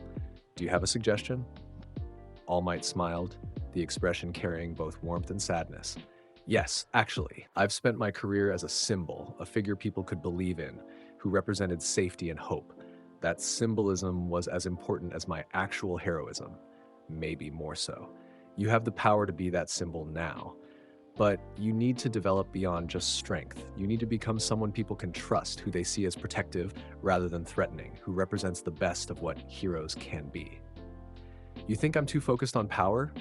I think you've mastered power. All Might corrected gently. What you need to master now is humanity, the connections, relationships, and understanding that make power meaningful. The strongest hero is useless if people fear rather than trust them. Your goal should be becoming a symbol people believe in, not just a force that defeats villains. The advice resonated. Raphael's analysis immediately recognized its validity. Master, All Might's guidance is strategically sound. You have achieved absolute combat capability. Further development should prioritize social integration and relationship building, public perception management and symbolic presence development, leadership skills and coordination capabilities, philosophical framework for applying power ethically, long-term societal impact planning. These represent your next evolution phase, from dominant combatant to trusted symbol. How do I become that symbol? Izuku asked. The same way I did, All Might replied. Through consistent action, genuine care for people, and presence that reassures rather than threatens. Continue your hero work, but focus on how you engage with people. Smile when you save them. Take time to talk with civilians. Show that your power serves them, not yourself. Become someone they want to believe in. The sun set completely, leaving them in twilight. Izuku considered All Might's advice carefully, recognizing its wisdom. I'll work on it, he committed. Power alone doesn't make a hero. I need to develop the human aspects too. Exactly. All Might's enthusiasm emerged. You're already stronger than I ever was. If you can combine that strength with the symbolic presence I've tried to maintain, you'll become something truly extraordinary, the ultimate hero this society needs. They stood in comfortable silence for a moment, teacher and student contemplating the future. Then All Might added quietly, "There's one more thing, young Midoriya. I've been the symbol of peace for decades. I'm getting older, my power fading. Eventually, I'll need to retire, and someone must take my place as society's pillar. I originally thought I'd have years to prepare a successor, but your emergence has changed everything. You're already strong enough to be that pillar. The question is, are you ready for that responsibility?" Izuku felt the weight of those words. Becoming the next symbol of peace meant accepting the burden All Might had carried, the expectations, the pressure, the knowledge that millions of people depended on you. "Master, this is significant opportunity. Accepting symbol of peace mantle would cement your position as society's primary protector and provide framework for your power's societal integration. However, it also entails substantial responsibilities and constant scrutiny. Recommendation: accept in principle while maintaining developmental timeline. You need not become the symbol immediately. Preparation and gradual transition is strategically optimal." "I'm ready to work toward it," Izuku answered carefully. "I may not be ready immediately for everything that entails, but I'm willing to develop into that role. If you're willing to guide me through the process, I'll dedicate myself to becoming a proper symbol of peace." All Might's smile was genuine and proud. "That's exactly the right answer. We'll work on it together. Your power development and your symbolic presence. By the time I retire, you'll be ready to take my place." The internship period concluded the next day with class presentations about experiences. Most students discussed their time with established heroes, lessons learned, skills developed. When Izuku's turn came, the classroom fell silent with anticipation. "I operated independently," he stated simply. "Conducted autonomous hero work under All Might's supervision. Responded to 47 incidents ranging from minor crimes to major villain confrontations. Defeated 123 villains total, including the League of Villains leadership and All for One himself. 0 casualties, minimal collateral damage, significant improvement in threat response effectiveness." The classroom remained silent for a long moment. Then Kaminari spoke up, his voice awed. You defeated All for One? Like actually defeated Japan's most dangerous villain during an internship?" "Permanently eliminated," Izuku clarified. "He no longer exists. His threat has been removed from society completely." Aizawa, supervising the presentations, rubbed his tired eyes. "Midoriya, when I approved your independent internship, I expected you to handle street-level villain activity, not eliminate the greatest villain threat in modern history." "Opportunities emerged," I responded appropriately. "Appropriately," Aizawa repeated, his tone dry. "You consumed the soul of All for One and absorbed all his stolen quirks. The Hero Commission is still processing the implications." "Master, classmate reactions indicate mixture of awe, fear, and resignation. Your presentation has reinforced their perception of you existing on fundamentally different level. Social integration will require careful management. You need to appear approachable despite overwhelming superiority. Recommendation: engage with classmates casually during free time to humanize yourself beyond combat capabilities." The rest of school day proceeded normally, though Izuku noticed classmates watching him differently now. The sports festival had demonstrated his power, but eliminating All for One had proven his willingness to permanently remove threats. Some students seemed nervous in his presence. Others looked at him with something approaching reverence. During lunch, Todoroki approached with characteristic directness. "Midoriya, can I ask you something?" "Of course. When you fought All for One, were you scared? Facing someone that powerful, knowing he could steal quirks or kill you, did you fear?" Izuku considered the question carefully. "No. Raphael's analysis indicated I had significant advantage despite his reputation. Fear would have been illogical given my actual capabilities versus his." "That's what I thought." Todoroki's expression was complex. "You don't experience normal human reactions anymore, do you? You're too powerful, too analytical. Everything is just calculation and optimal response." The observation stung slightly because it contained truth. Raphael's constant analytical presence did filter his emotional responses through tactical assessment. He experienced emotions, but they were often overridden by strategic considerations. Master, Todoroki has identified significant psychological pattern. Analysis. Your emotional responses have indeed been systematically optimized for effectiveness rather than authentic expression. This may be limiting your human connection capacity. Recommendation. Consider allowing more unfiltered emotional experiences, even when tactically suboptimal. Authentic humanity enhances symbolic presence and relationship building. You're partially right, Izuku admitted. Raphael's analytical support does influence my reactions, but I still feel emotions, still care about people. I just process those feelings through strategic framework. Maybe that does make me less human in some ways, but it also makes me more effective at protecting people. More effective, but more isolated, Todoroki countered. You're becoming like All Might was, powerful and symbolic, but distant from normal human experience. Just be careful you don't lose yourself in the power. The warning was sincere, and Izuku appreciated it. Todoroki had experienced firsthand the danger of allowing power to corrupt relationships and humanity through his father's example. I'll keep that in mind. Thank you. The conversation left Izuku contemplating his development path more carefully. Power he'd mastered, tactical effectiveness he'd achieved. But humanity, relationships, genuine emotional connection, those require different approach than pure optimization. The following weeks at UA established new rhythm. Classes continued teaching hero fundamentals, though Izuku's participation felt increasingly academic rather than developmental. His test scores were perfect. Raphael could solve any problem instantly. His combat demonstrations were overwhelming. Even teachers struggled to provide useful challenges. Principal Nezu recognized the situation and made adjustments.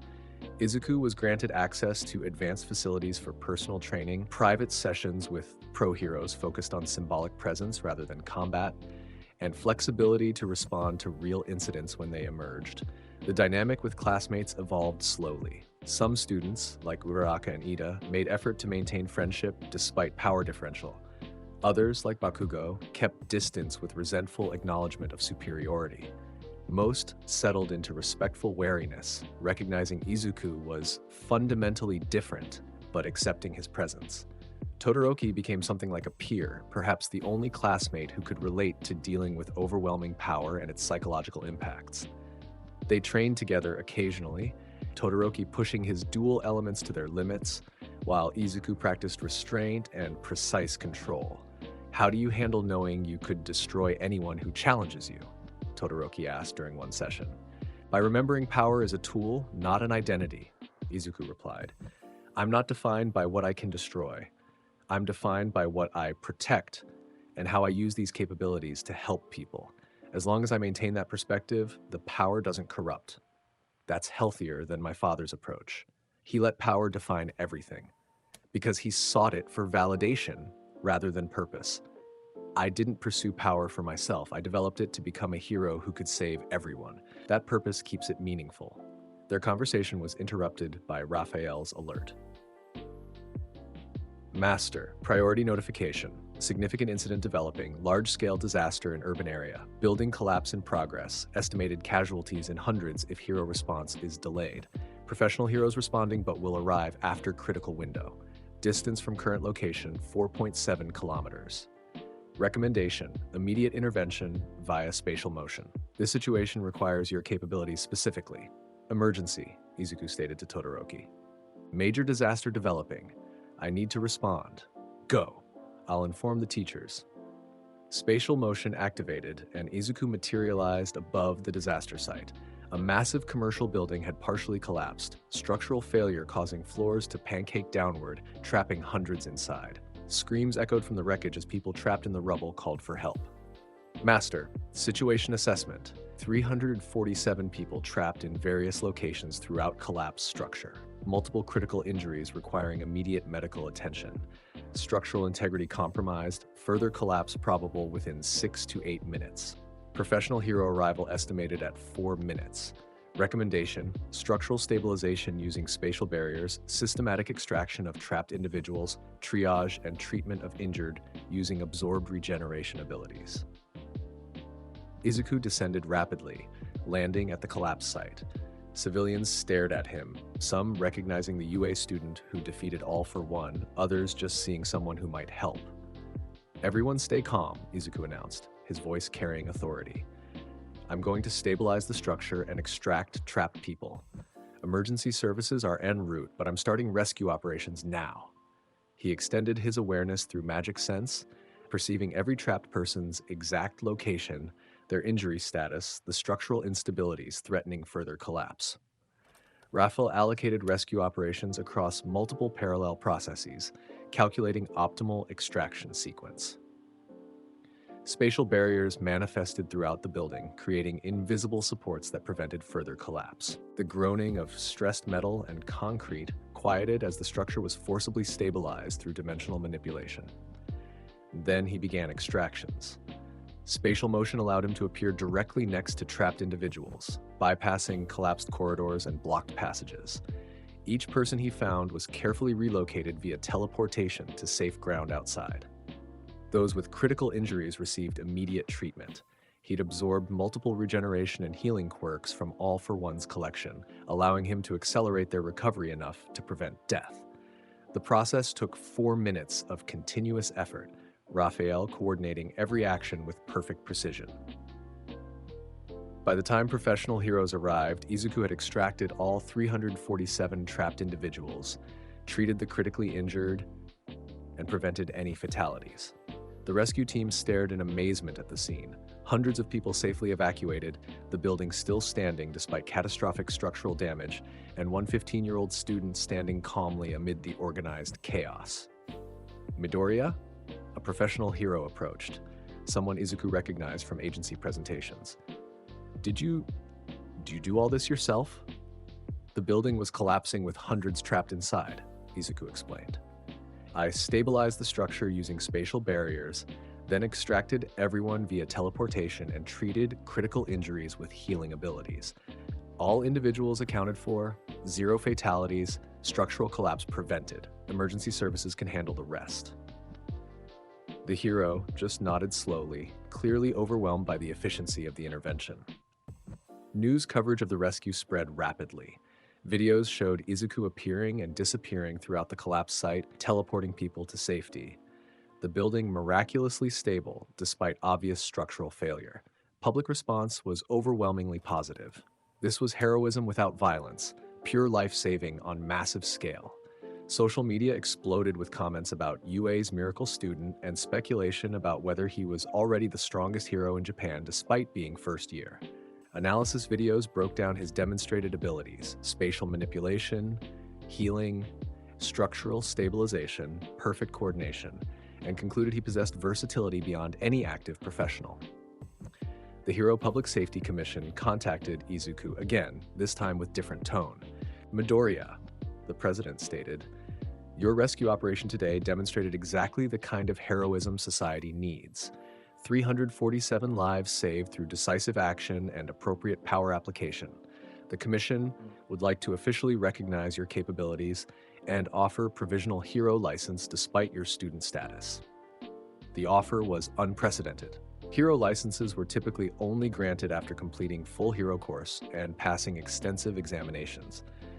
Granting provisional license to a first-year student represented extraordinary acknowledgement of his capabilities. Master. Significant opportunity. Provisional hero license would grant official authority for independent operations, legal protection for hero activities, and formal recognition of your capabilities. Recommendation: accept while maintaining UA enrollment. The license provides operational flexibility without compromising education. I accept with understanding that I'll continue UA education as planned. Of course, the license recognizes your current capability while allowing continued development. You'll be the youngest licensed hero in Japanese history. The provisional license ceremony occurred at Hero Commission headquarters with significant media coverage. Izuku received the official credential that granted him legal authority to operate as professional hero, despite being 15 and still in school.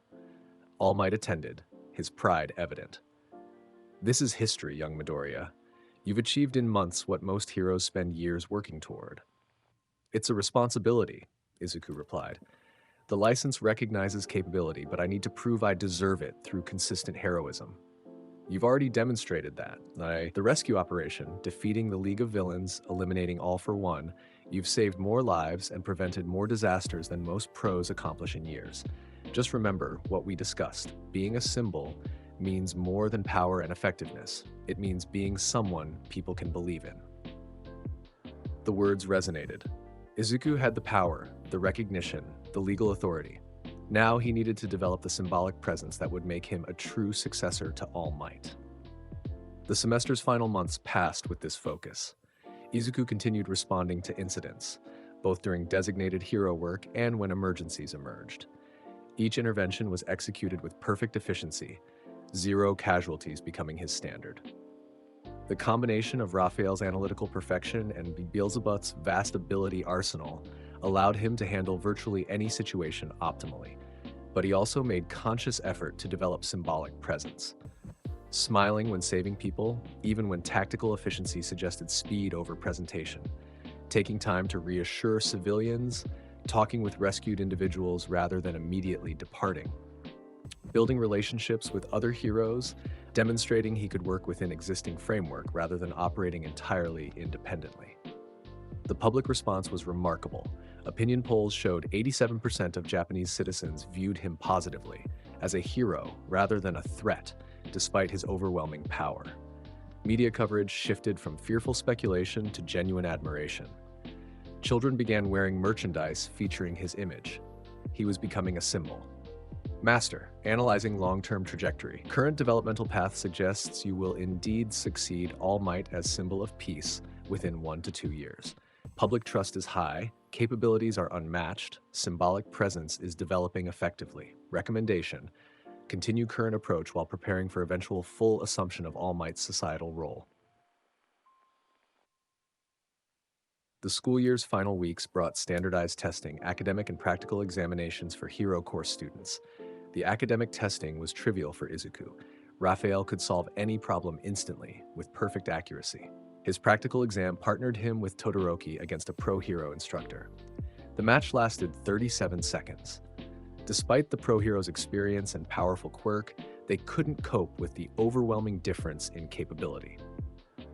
Izuku and Todoroki secured victory so decisively that the instructor recommended the exam structure be revised for future years. Current format couldn't properly assess students of exceptional ability. As first year concluded, Izuku reflected on the journey.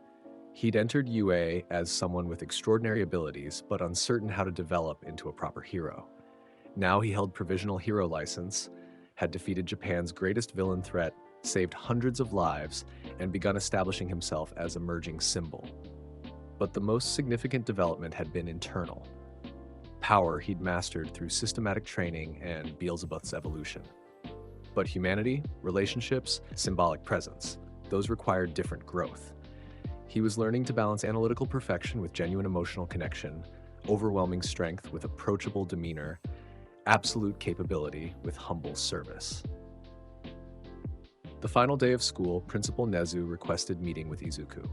"Congratulations on an extraordinary first year," Nezu began. "You've accomplished more than any student in UA's history. Defeated major villain threats, earned provisional hero license, saved countless lives, and begun establishing yourself as potential symbol of peace successor." "Thank you, Principal Nezu. However, I have concerns about your second year. Your capabilities now exceed what UA's standard curriculum can teach. Continuing traditional classes when you're already operating as professional hero seems counterproductive. I'd like to propose a modified program for your remaining time at UA. Focused less on basic skill development and more on strategic thinking, leadership, symbolic presence, and the philosophical aspects of heroism that even you haven't fully mastered." The proposal made sense. Combat skills he'd perfected, power he possessed in abundance. What remained was developing wisdom, judgment, and symbolic authority. "I accept. What would this modified program entail?" "Mentorship with top heroes focusing on leadership and strategic coordination. Philosophy courses examining ethical frameworks for power application. Public relations training for symbolic presence development. And most importantly, real-world experience leading teams and coordinating large-scale hero operations. We'll prepare you not just to be powerful, but to be a leader that hero society can rally around. Master, optimal developmental path. This addresses exact areas needing growth while leveraging your existing strengths. Recommendation: accept and engage fully with proposed program. Leadership and symbolic authority represent your final evolution stage before assuming symbol of peace mantle. I appreciate the thoughtful approach, Izuku said. Let's proceed with the modified program. Nezu smiled. Excellent. One more thing, over the summer I'd like you to participate in a collaborative exercise with professional hero teams, not as a student observer, but as a coordinator. We'll simulate a large-scale disaster scenario requiring multiple hero agencies working together, and you'll direct their response. Consider it practical leadership training. The challenge was intriguing, coordinating professionals rather than just solving problems independently. When does it start? 3 weeks into summer break. That gives you time to rest and prepare. The simulation will involve 50 active professional heroes across multiple agencies, a complex disaster scenario, and evaluation by Hero Commission observers. Successfully coordinating that effort would demonstrate leadership capability beyond raw power. The summer simulation became Izuku's focus during break. Raphael analyzed historical disaster responses, identified optimal coordination strategies, and developed tactical frameworks for managing large hero teams. The preparation was extensive, understanding each participating hero's capabilities, planning resource allocation, establishing communication protocols, anticipating probable complications. The simulation day arrived, and Izuku found himself in UA's advanced training facility facing 50 professional heroes. Some supportive, others skeptical that a first-year student could effectively direct their operations. The scenario began.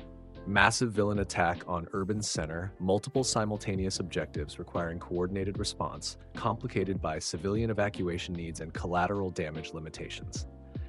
Izuku stood at the coordination center, Raphael processing incoming data while he issued directives. Team Alpha, Northeast Sector, focus on civilian evacuation using mobility heroes. Team Beta, engage villain forces in commercial district, prioritize containment over elimination. Team Gamma, structural support for damaged buildings, prevent collapse. Team Delta, medical response, triage, and treatment coordination. All teams maintain communication, report status every 90 seconds. The heroes executed his instructions, initially with some hesitation, but growing confidence as the coordination proved effective. Raphael tracked every team's position and status simultaneously, providing Izuku with perfect operational awareness. When complications emerged, unexpected villain reinforcements, structural failures, civilian clusters, and danger zones, he adapted instantly, redirecting resources with precision that maximized effectiveness. The simulation concluded in 47 minutes with perfect outcome. All civilians evacuated safely, all villains contained, minimal collateral damage, 0 casualties. The professional heroes gathered afterward, their expressions mixing surprise and respect. That was, one veteran hero began, the most efficient coordinated operation I've experienced. You directed 50 heroes like you had perfect awareness of everything happening simultaneously. I do, Izuku confirmed. My analytical ability provides real-time tracking of all operational elements. Combined with strategic planning, it allows optimal resource allocation. The Hero Commission observers provided evaluation. Outstanding performance. Leadership capability demonstrated at professional coordinator level despite minimal experience. Recommendation: continue development through real operational coordination opportunities.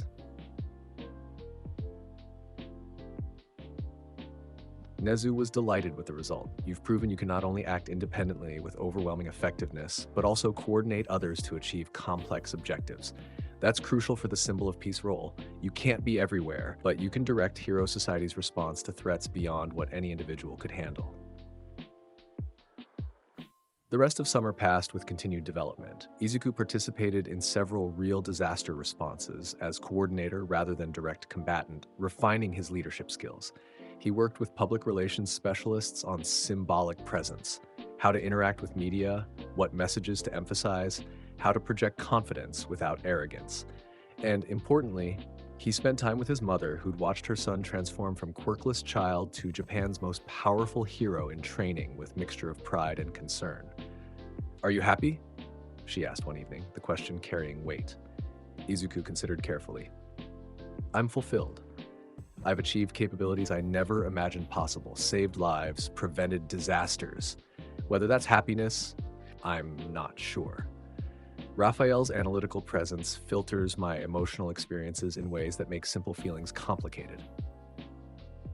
That concerns me, his mother admitted. You're so young, but you've already become something beyond normal human experience. I worry you're losing yourself in the power and responsibility. Master, your mother's concern is valid. Analysis indicates your emotional baseline has indeed shifted toward analytical detachment rather than authentic feeling. However, this transformation appears necessary for optimal operational effectiveness. Recommendation: reassure her while acknowledging the truth of personal evolution. I am changing, Izuku acknowledged, becoming something more than human in some ways. But I'm still me underneath the power and analysis.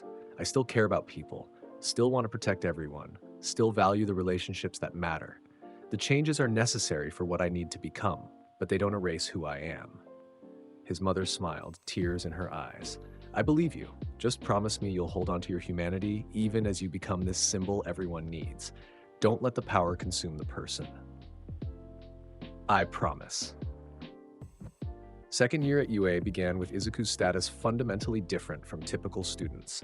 He held provisional hero license, had defeated All for One, possessed capabilities that exceeded most professionals, and had begun establishing himself as emerging symbol of peace. The modified curriculum proved valuable. Rather than basic hero training, he studied strategic coordination, public policy, crisis management, and the philosophical frameworks underlying heroic action. Classes were often one-on-one with specialized instructors or small groups with particularly advanced students. His interactions with Class 1A classmates had evolved. Most accepted him as something beyond peer, respected but distant. A few, like Uraraka and Ida, maintained genuine friendship. Todoroki continued their training partnership, pushing himself to match Izuku's level even knowing it was impossible. Bakugo had become strange case. The explosive student no longer challenged Izuku directly, but threw himself into training with desperate intensity, as if trying to prove worth through improvement, even if he couldn't match absolute power. Izuku respected the determination, even if it stemmed from wounded pride. 2 months into second year, a new crisis emerged. Master, priority alert. Multiple sources reporting unusual phenomenon developing globally. Analysis concerning. Dimensional disturbances detected in 17 countries simultaneously. Pattern suggests intentional rather than natural occurrence. Threat assessment, unknown but potentially extreme. Recommendation, investigate immediately while alerting hero authorities. Global dimensional disturbances? Explain. Analyzing available data, reality itself appears to be weakening in specific locations worldwide. The boundaries between dimensions are becoming permeable. Preliminary hypothesis. Someone or something is attempting to breach dimensional barriers from external universe. Purpose, unknown. Probability of hostile intent, 87.3%. Recommendation, prepare for potential extra-dimensional invasion or similar unprecedented threat. This was unprecedented. All of Izuku's previous challenges had been terrestrial, villains with quirks, criminals with conventional abilities. But dimensional threats suggested something beyond Earth's normal framework. Master, additional analysis. The dimensional weakening pattern is too precise to be random. Calculated geometry suggests intelligent design targeting specific resonance points. Estimated timeline until breakthrough, 4 to 7 days. Recommendation, coordinate with global hero authorities, prepare defensive measures, investigate breach points for additional information about what's attempting to cross dimensional boundaries. Izuku immediately contacted Principal Nezu and the Hero Commission. Within hours, an emergency meeting convened with Japan's top heroes and government officials. The phenomenon is global, a commission analyst explained, displaying data about dimensional disturbances. Every major hero nation is experiencing similar readings. The international hero community is coordinating response, but we don't understand what we're facing. This is beyond anything in recorded history. All Might looked grave. Young Midoriya, your analytical ability identified this threat. Do you have assessment of what's coming? Master, insufficient data for definitive conclusion. However, extrapolating from dimensional science and observed patterns, probability analysis suggests 67.4% chance of extra-dimensional entity attempting invasion, 23.1% chance of dimensional collapse requiring stabilization, 9.5% chance of previously unknown phenomenon. Regardless of specific scenario, the scale suggests threat that will require global coordinated response. You may face first genuine challenge to your capabilities. My analysis indicates something attempting to breach from another dimension, Izuku reported. Purpose unknown, but the coordinated nature suggests hostile intelligence. We have approximately 1 week before breakthrough occurs. Recommendation: prepare hero forces globally, establish defense protocols at breach points, and ready for potential combat against entities whose capabilities we can't predict. The room fell silent as implications registered. An extra-dimensional threat meant facing opponents who might not follow Earth's physical laws, might possess abilities beyond quirk framework, might be stronger than anything they'd encountered. Can you handle it? Endeavor asked bluntly. You've defeated every terrestrial threat, but something from another dimension. I don't know, Izuku admitted honestly. My abilities operate on different universal framework than quirks, which might give me advantage. But until we observe what's coming through, I can't assess threat level definitively. I'll prepare for worst case, entities as powerful as All for One or stronger. The week passed in tense preparation. Izuku trained intensively, pushing Beelzebub and Raphael to their limits, developing new ability combinations and strategic approaches. He coordinated with international heroes, establishing communication protocols for global response. He studied theoretical physics and dimensional mechanics, trying to understand what they might face. The breakthrough occurred on the 7th day, precisely as Raphael had predicted. All 17 dimensional breach points activated simultaneously. Reality tore open like wounds in space-time, and things began emerging. The entities that came through were not human. They weren't even organic in Earth's understanding. Beings composed of pure energy, creatures that existed partially in multiple dimensions simultaneously, entities whose forms hurt to perceive directly. Master, scanning, analysis incomplete. These entities operate on principles that partially exceed my current understanding. They possess energy signatures that don't correspond to quirks, magic, or known physical phenomena. Preliminary threat assessment, critical. These beings may represent first genuine challenge to your capabilities. Recommendation: engage cautiously while gathering combat data to inform tactical approach. Izuku stood at the Tokyo breach point, a massive tier in reality hovering over the city center, entities pouring through in growing numbers.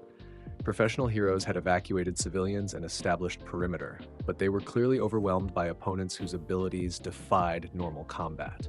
One entity approached, a being that seemed to exist in multiple spatial dimensions simultaneously, its form constantly shifting in impossible geometries. It communicated not with sound, but with direct mental projection. We are the dimensional collective. This reality will be integrated into our continuum. Resistance is illogical. Master, the entity's communication suggests hive mind structure and intent to conquer absorb this dimension. Threat assessment confirmed. This represents existential threat to entire world. Recommendation: demonstrate overwhelming force to establish deterrent while gathering data about their capabilities and weaknesses. This reality is protected, Izuku responded, his voice carrying absolute authority. Leave now or I'll force you out. The entity's form rippled with what might have been amusement. You are anomaly. Detected capabilities exceed dimensional natives substantially. Explain nature of your existence. I possess ultimate skills from different universal framework. I've already defeated this world's strongest threats. You're just another challenge to overcome. Interesting. Combat assessment required. The entity attacked. Its assault wasn't physical. Instead, it manipulated spatial dimensions directly, attempting to fold Izuku into separate dimensional pocket and isolate him from reality. The attack was sophisticated, operating on principles similar to his own spatial manipulation, but with different fundamental approach. Izuku countered with Beelzebub.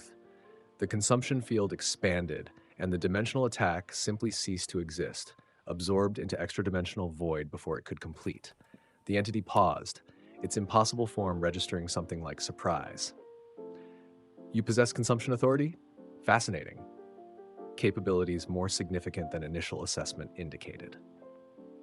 More entities emerged from the breach, converging on Izuku's position. Dozens of extra-dimensional beings, each with unique impossible abilities, gravity manipulation beyond normal physics, time distortion fields, matter-state transformation, reality alteration. Master, multiple entities engaging. Their combined capabilities represent serious threat. Even you cannot safely ignore concentrated assault from opponents with unknown ability ceilings. Recommendation: full combat deployment using all ultimate skills. Demonstrate absolute superiority to discourage continued aggression. Izuku activated thought acceleration to maximum capacity, compressing time until the entities appeared nearly frozen. Raphael allocated tactical routines across hundreds of parallel processes, tracking every opponent simultaneously and calculating optimal engagement approach. Spatial motion flickered him through the attacking entity's formation faster than they could perceive, his enhanced body moving through multiple dimensions simultaneously. Black lightning manifested not as simple electricity but as dimensional piercing energy that struck across space-time barriers. Beelzebub consumed 3 entities completely, their extra-dimensional essences absorbed and analyzed. Raphael processed their properties instantly, understanding how they manipulated space, how they existed across multiple dimensions, what powered their impossible forms. Analysis complete. These entities derive power from dimensional energy rather than biological processes. They can be harmed through dimensional disruption or absolute consumption. Conventional physical attacks are ineffective. Recommendation: continue using Beelzebub's Soul Consume and Dimensional Effect abilities. Standard quirk-based attacks will be minimally effective. Izuku shifted tactics, abandoning conventional approaches in favor of abilities that operated on dimensional level. Void manipulation from Beelzebub created pockets of absolute nothingness that erased entities from existence. Spatial distortion fields disrupted their multidimensional forms. Soul Consume harvested their essences permanently. The battle became spectacular. Reality itself seemed to bend and tear as Izuku fought dozens of extra-dimensional beings simultaneously. Professional heroes watching from perimeter could barely comprehend what they observed. Their strongest student engaging entities that defied physical laws, his abilities somehow matching and exceeding impossible opponents. Master, combat efficiency declining. These entities adapt quickly. Each consumption provides data that remaining beings use to counter your approaches. Additionally, more continue emerging from breach point faster than you can eliminate them. Current strategy is unsustainable. Recommendation: attack the breach itself. Close the dimensional tier to prevent additional entities from entering, then systematically eliminate remaining forces. Can Beelzebub consume the dimensional breach? Analyzing. Theoretically, yes. The breach is essentially a wound in space-time. Beelzebub's consumption authority should extend to dimensional phenomena. However, attempting to consume active dimensional tier while entities continue pouring through will be extremely dangerous. You'll be vulnerable during consumption process. Recommendation: eliminate immediate threats first, then attempt breach closure. Izuku unleashed devastating assault. Megiddo array attack manifested as hundreds of focused energy beams that struck entities simultaneously with surgical precision. Black lightning formed massive storm that ionized space itself. Void manipulation created expanding sphere of absolute nothing that erased everything it touched. Within minutes, the immediate area was cleared of entities. Izuku immediately turned attention to the dimensional breach itself, extending Beelzebub toward the reality tier. The consumption process was unlike anything he'd attempted before.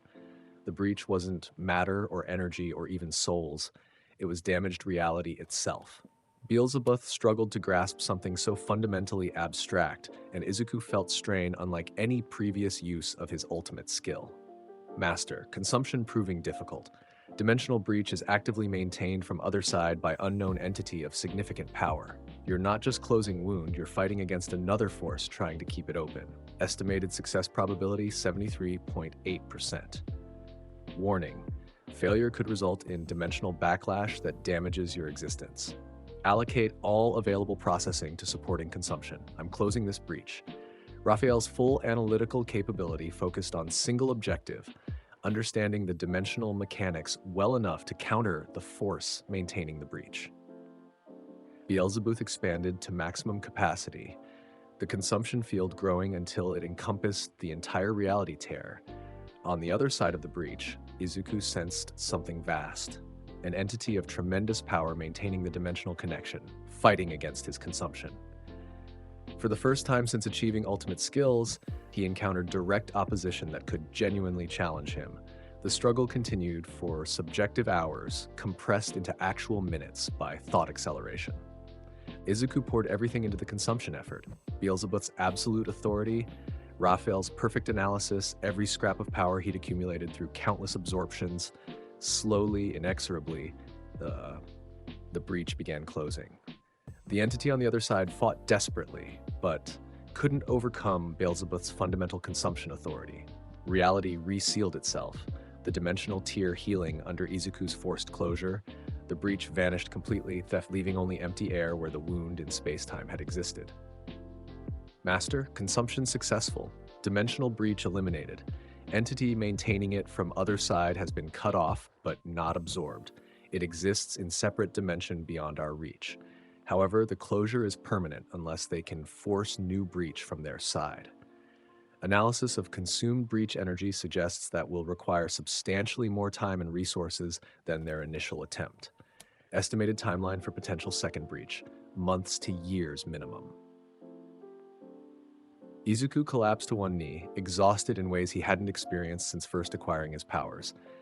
Closing the dimensional breach had required pushing Beelzebub and Raphael beyond normal operating parameters, straining his abilities to their absolute limits. But it had worked. The breach was closed. The invasion was stopped. Similar reports came from other breach points globally. Heroes around the world had fought desperately against extra-dimensional entities. Some breaches were still active, still pouring enemies into their locations. But Izuku had demonstrated the solution: close the tiers themselves rather than just fighting endless entities. He coordinated the global response, directing heroes at each breach point on how to seal the dimensional wounds. Some locations had heroes powerful enough to accomplish it independently. Others required Izuku's direct intervention. He used spatial motion to appear at critical breach points worldwide, systematically closing each dimensional tier and eliminating invasion routes. Within 12 hours of the first breach opening, all 17 had been sealed. The extra-dimensional invasion was over, though scattered entities remained on Earth that would require hunting down over following weeks. The aftermath was profound. Humanity had faced first genuine extra-dimensional threat and survived, largely due to one 15-year-old student who possessed abilities capable of fighting beings from other universes. Global media coverage was unprecedented. UA's student saves world from extra-dimensional invasion, dominated headlines in every country. Analysis pieces examined how someone so young had become humanity's primary defense against impossible threats. The Hero Commission held emergency meeting with international counterparts, and Izuku was invited to participate, not as student, but as peer to world's top heroes. Midoriya, the commission president, began. What you accomplished was extraordinary. You didn't just fight extra-dimensional entities. You identified the threat's nature, developed solution, coordinated global response, and personally sealed breaches that threatened reality itself. That goes beyond exceptional heroism into something unprecedented. I had capabilities suited to the threat, Izuku replied simply. My ultimate skills operate on dimensional principles that let me engage entities conventional heroes couldn't affect. Someone had to close those breaches, and I had the tools to do it. The question now, All Might interjected, is what this means going forward. We've confirmed that extra-dimensional threats exist and can attempt invasion. You're potentially the only person on Earth who can effectively counter such threats if they emerge again. That's an enormous responsibility. Master All Might raises valid strategic concern. You have become humanity's primary, possibly only, defense against dimensional-level threats. This creates dependency that could be problematic if you're unavailable or incapacitated. Recommendation: consider training others in dimensional manipulation or developing systems that can detect and respond to dimensional breaches without requiring your direct intervention. I'll work on developing detection systems and response protocols, Izuku committed. If dimensional threats emerge again, Hero Society needs ability to respond even if I'm not immediately available. I can't be the single point of failure for humanity's defense. The international hero representatives nodded approvingly. This was the difference between powerful individual and responsible leader, recognizing the danger of over-dependency and working to create systemic solutions. The following months were transformative. Izuku worked with scientists and engineers to develop dimensional scanning technology based on principles he'd learned from fighting extra-dimensional entities. He trained select heroes in theoretical approaches to dimensional threats, sharing knowledge even if they couldn't match his capabilities. And importantly, he continued developing as Symbol. The extra-dimensional invasion had proven he could protect humanity from threats beyond conventional understanding. But power alone wasn't enough. He needed to represent hope, confidence, the assurance that someone would always stand between Earth and impossible dangers. All Might's health had deteriorated noticeably. The Symbol of Peace was approaching retirement, his weakened body no longer sustainable for frontline heroism. The transition was becoming urgent. Hero Society needed its next symbol ready before the current one stepped down. During a private meeting, All Might made it official. Young Midoriya, I'm retiring at the end of this year. My body can't sustain the Symbol of Peace role any longer, but more importantly, you've surpassed me in every meaningful way. You're stronger, more versatile, you've defeated threats I couldn't handle, and you've protected the entire world from dimensional invasion. It's time to acknowledge reality. You're ready to become the Symbol of Peace. The statement carried weight beyond words. This was All Might, the greatest hero of his generation, formally acknowledging Izuku as his successor. I'm honored by your trust, Izuku replied carefully, but becoming the symbol isn't just about power. You've represented hope and safety for decades. I'm still developing the symbolic presence that makes people believe in me the way they believe in you. You're closer than you think. The public already sees you as their protector. You've saved them from All for One, yes, from the League of Villains, from extra-dimensional invasion. They trust you to stand against impossible threats. What remains is accepting that role formally and embracing the responsibilities it entails. Master, All Might is correct. Analysis of public perception indicates 91.3% approval rating, higher than any active hero, including All Might himself. Social media discourse positions you as the strongest hero, humanity's guardian, and the next Symbol of Peace. The public is ready to accept you in that role. The question is whether you're ready to accept it yourself. Was he ready? Izuku had spent 2 years developing from powerful student to provisional hero to world defender. He'd defeated every threat, saved countless lives, proven his capabilities beyond doubt. But the Symbol of Peace was more than power. It was accepting that millions of people would depend on him, that his every action would carry symbolic weight, that he'd be the foundation of Hero Society's stability. I'm ready, Izuku stated with quiet certainty. I'll become the Symbol of Peace.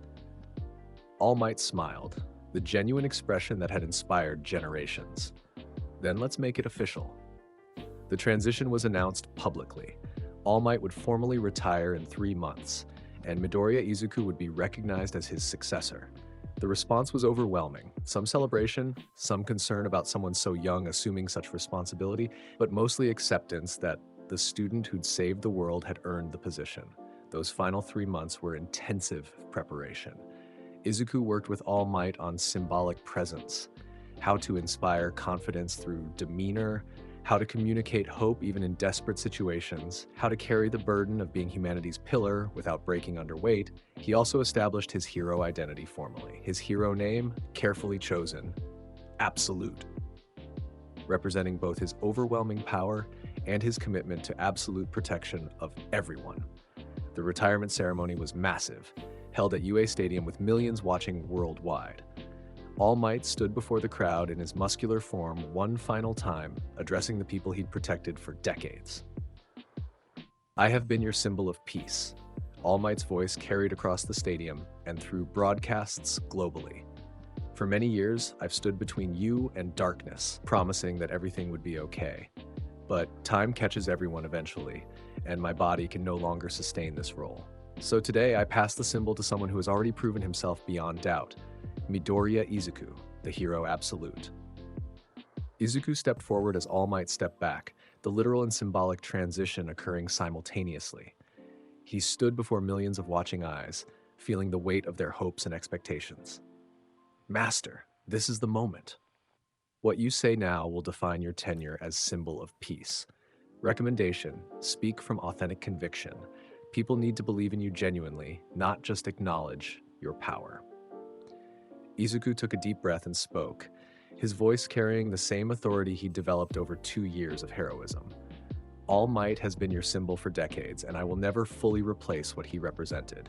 But I promise you this, I will stand between humanity and every threat, no matter how powerful or impossible. I've defeated All for One, closed dimensional breaches, saved thousands of lives, and I'll continue doing so for as long as you need me. You are safe. Everything will be okay, because I am here. The crowd erupted in cheers, the same phrase All Might had used for years, I am here, now spoken by his successor, carrying new meaning with different power behind it. And Izuku was no longer just a powerful student or provisional hero.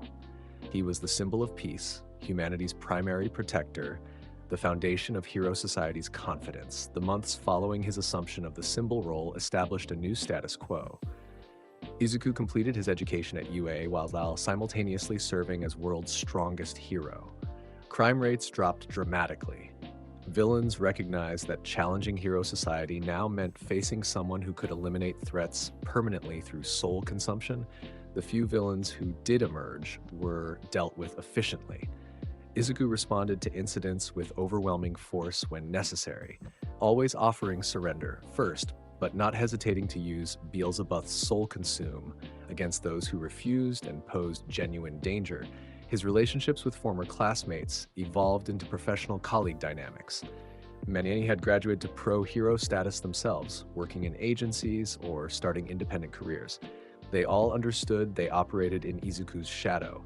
His capabilities defined the ceiling of what was possible, and they found their own niches supporting Hero Society's structure rather than competing with impossible standard. Todoroki became a valuable partner, his dual elements providing versatile support when Izuku needed coordinated action rather than solo dominance.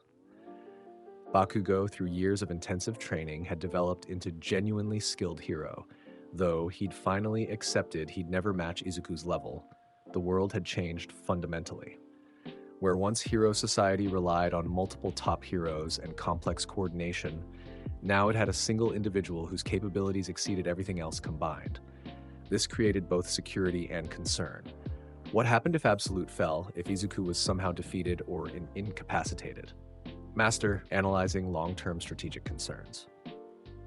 Hero Society has become dependent on you as single point of defense against major threats. This represents systemic vulnerability. Recommendation, continue developing support infrastructure and training next generation of heroes to handle conventional threats, allowing you to focus on genuinely unprecedented challenges. Agreed. I can't be everywhere handling every incident. Hero Society needs to maintain capability independent of my intervention. Izuku implemented systematic development programs, training promising heroes in advanced techniques, establishing rapid response teams for conventional incidents, creating detection systems for major threats that required his specific attention. The goal was balance. Let him serve as ultimate deterrent and final defense, while maintaining Hero Society's capacity to function without constant dependency. Years passed. Izuku graduated from UA with perfect academic record and unprecedented accomplishment list. He established himself as independent hero operating globally, responding to the most severe incidents anywhere on Earth. He'd become exactly what he'd set out to be, a hero who could save everyone with a smile, who protected humanity from threats beyond conventional capability, who served as symbols, symbol people could believe in, absolutely, but he'd also become something beyond human. Raphael's constant analytical presence had evolved his thinking into hybrid of human emotion and perfect calculation. Beelzebub's consumption of thousands of entities had integrated abilities and essences from countless sources. His power had grown beyond comprehension, approaching levels that seemed godlike rather than merely superhuman. Master, milestone analysis. You have achieved every objective originally established: ultimate skill status acquired, symbol of peace role assumed, absolute combat superiority confirmed, global threat elimination capability proven. Assessment. You have effectively won.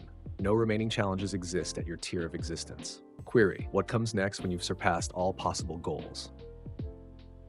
The question resonated. Izuku stood atop UA's roof, the same location where he'd trained before everything began, looking out over the city he protected.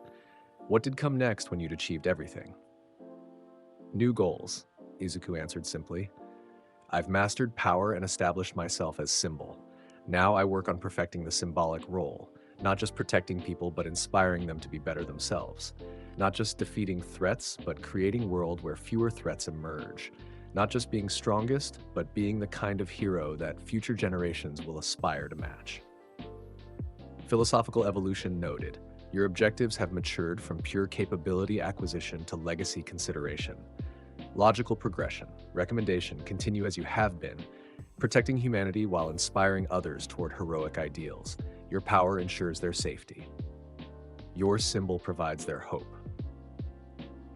Izuku smiled, the expression genuine despite Raphael's analytical filter. He'd come so far from the quirkless child who dreamed of becoming a hero. Now he stood as the world's absolute protector, possessing capabilities that defied comprehension. But beneath the power, the ultimate skills, the consumed abilities, and analytical perfection, he was still fundamentally himself. Someone who wanted to help people, who believed in heroism's ideals, who strove to save everyone with a smile. That core hadn't changed. The power had grown around it, but the foundation remained, and as long as that foundation held, he would continue being the hero this world needed. The symbol of peace, the absolute, Midoriya Izuku. Ready to face whatever challenges the future might bring, knowing that his capabilities could overcome anything, while remembering that power alone wasn't what made someone a true hero. The journey had reached its destination, but the story would continue. Because heroes never stopped protecting the people who needed them. And Izuku Midoriya would always be there, smiling as he declared with absolute certainty, I am here.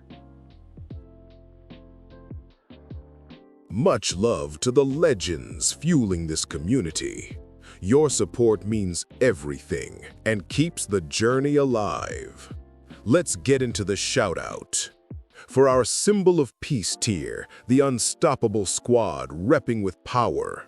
Chris Talley, Ethy Voice, Alexander Thompson, Jaden Garrett, Remorsefuls, Black Vein, Greg Green, Justin Puntanall, Nicholas Barnes, Joshua Harrington, Aaron Abercrombie, Drift SK Eater, Akeno Himijima, Corey Takaz, Jan, X-Row Hope 3656, Devin Black, Rowdy Rich, Bionotarius V, King of the Pirates, Crow, Daniel Sharp, Roberto Ramos de Cristina, Dasher Games, Joe Bros, Aiden Schmidt, Mason Edwards, Ray Vaughn Crimson River, Dante Alaster, Adam Yonkers, Blood Saints, Donna Cafe, Zeph, Assassin 24, Howie 60, Ignacio, Albert, Carlos Terry, Raphael Terran, Kevin Hall. And for our Hope of the Universe tier, the ultimate champions shining the brightest, James, Quanyan Thompson, Big Fro Pro, Juan, I'm Calver, Colsey. Much respect to every single one of you. You are the real driving force behind this channel's growth. And that's where Izuku's journey reaches its ultimate peak. The quirkless boy who became an unstoppable force has proven that true power knows no limits. If you enjoyed watching the rise of the absolute strongest, smash that subscribe button and hit the bell icon so you never miss the next epic story. Drop a comment telling me what character should get godlike powers next. Thanks for watching, and I'll see you in the next one.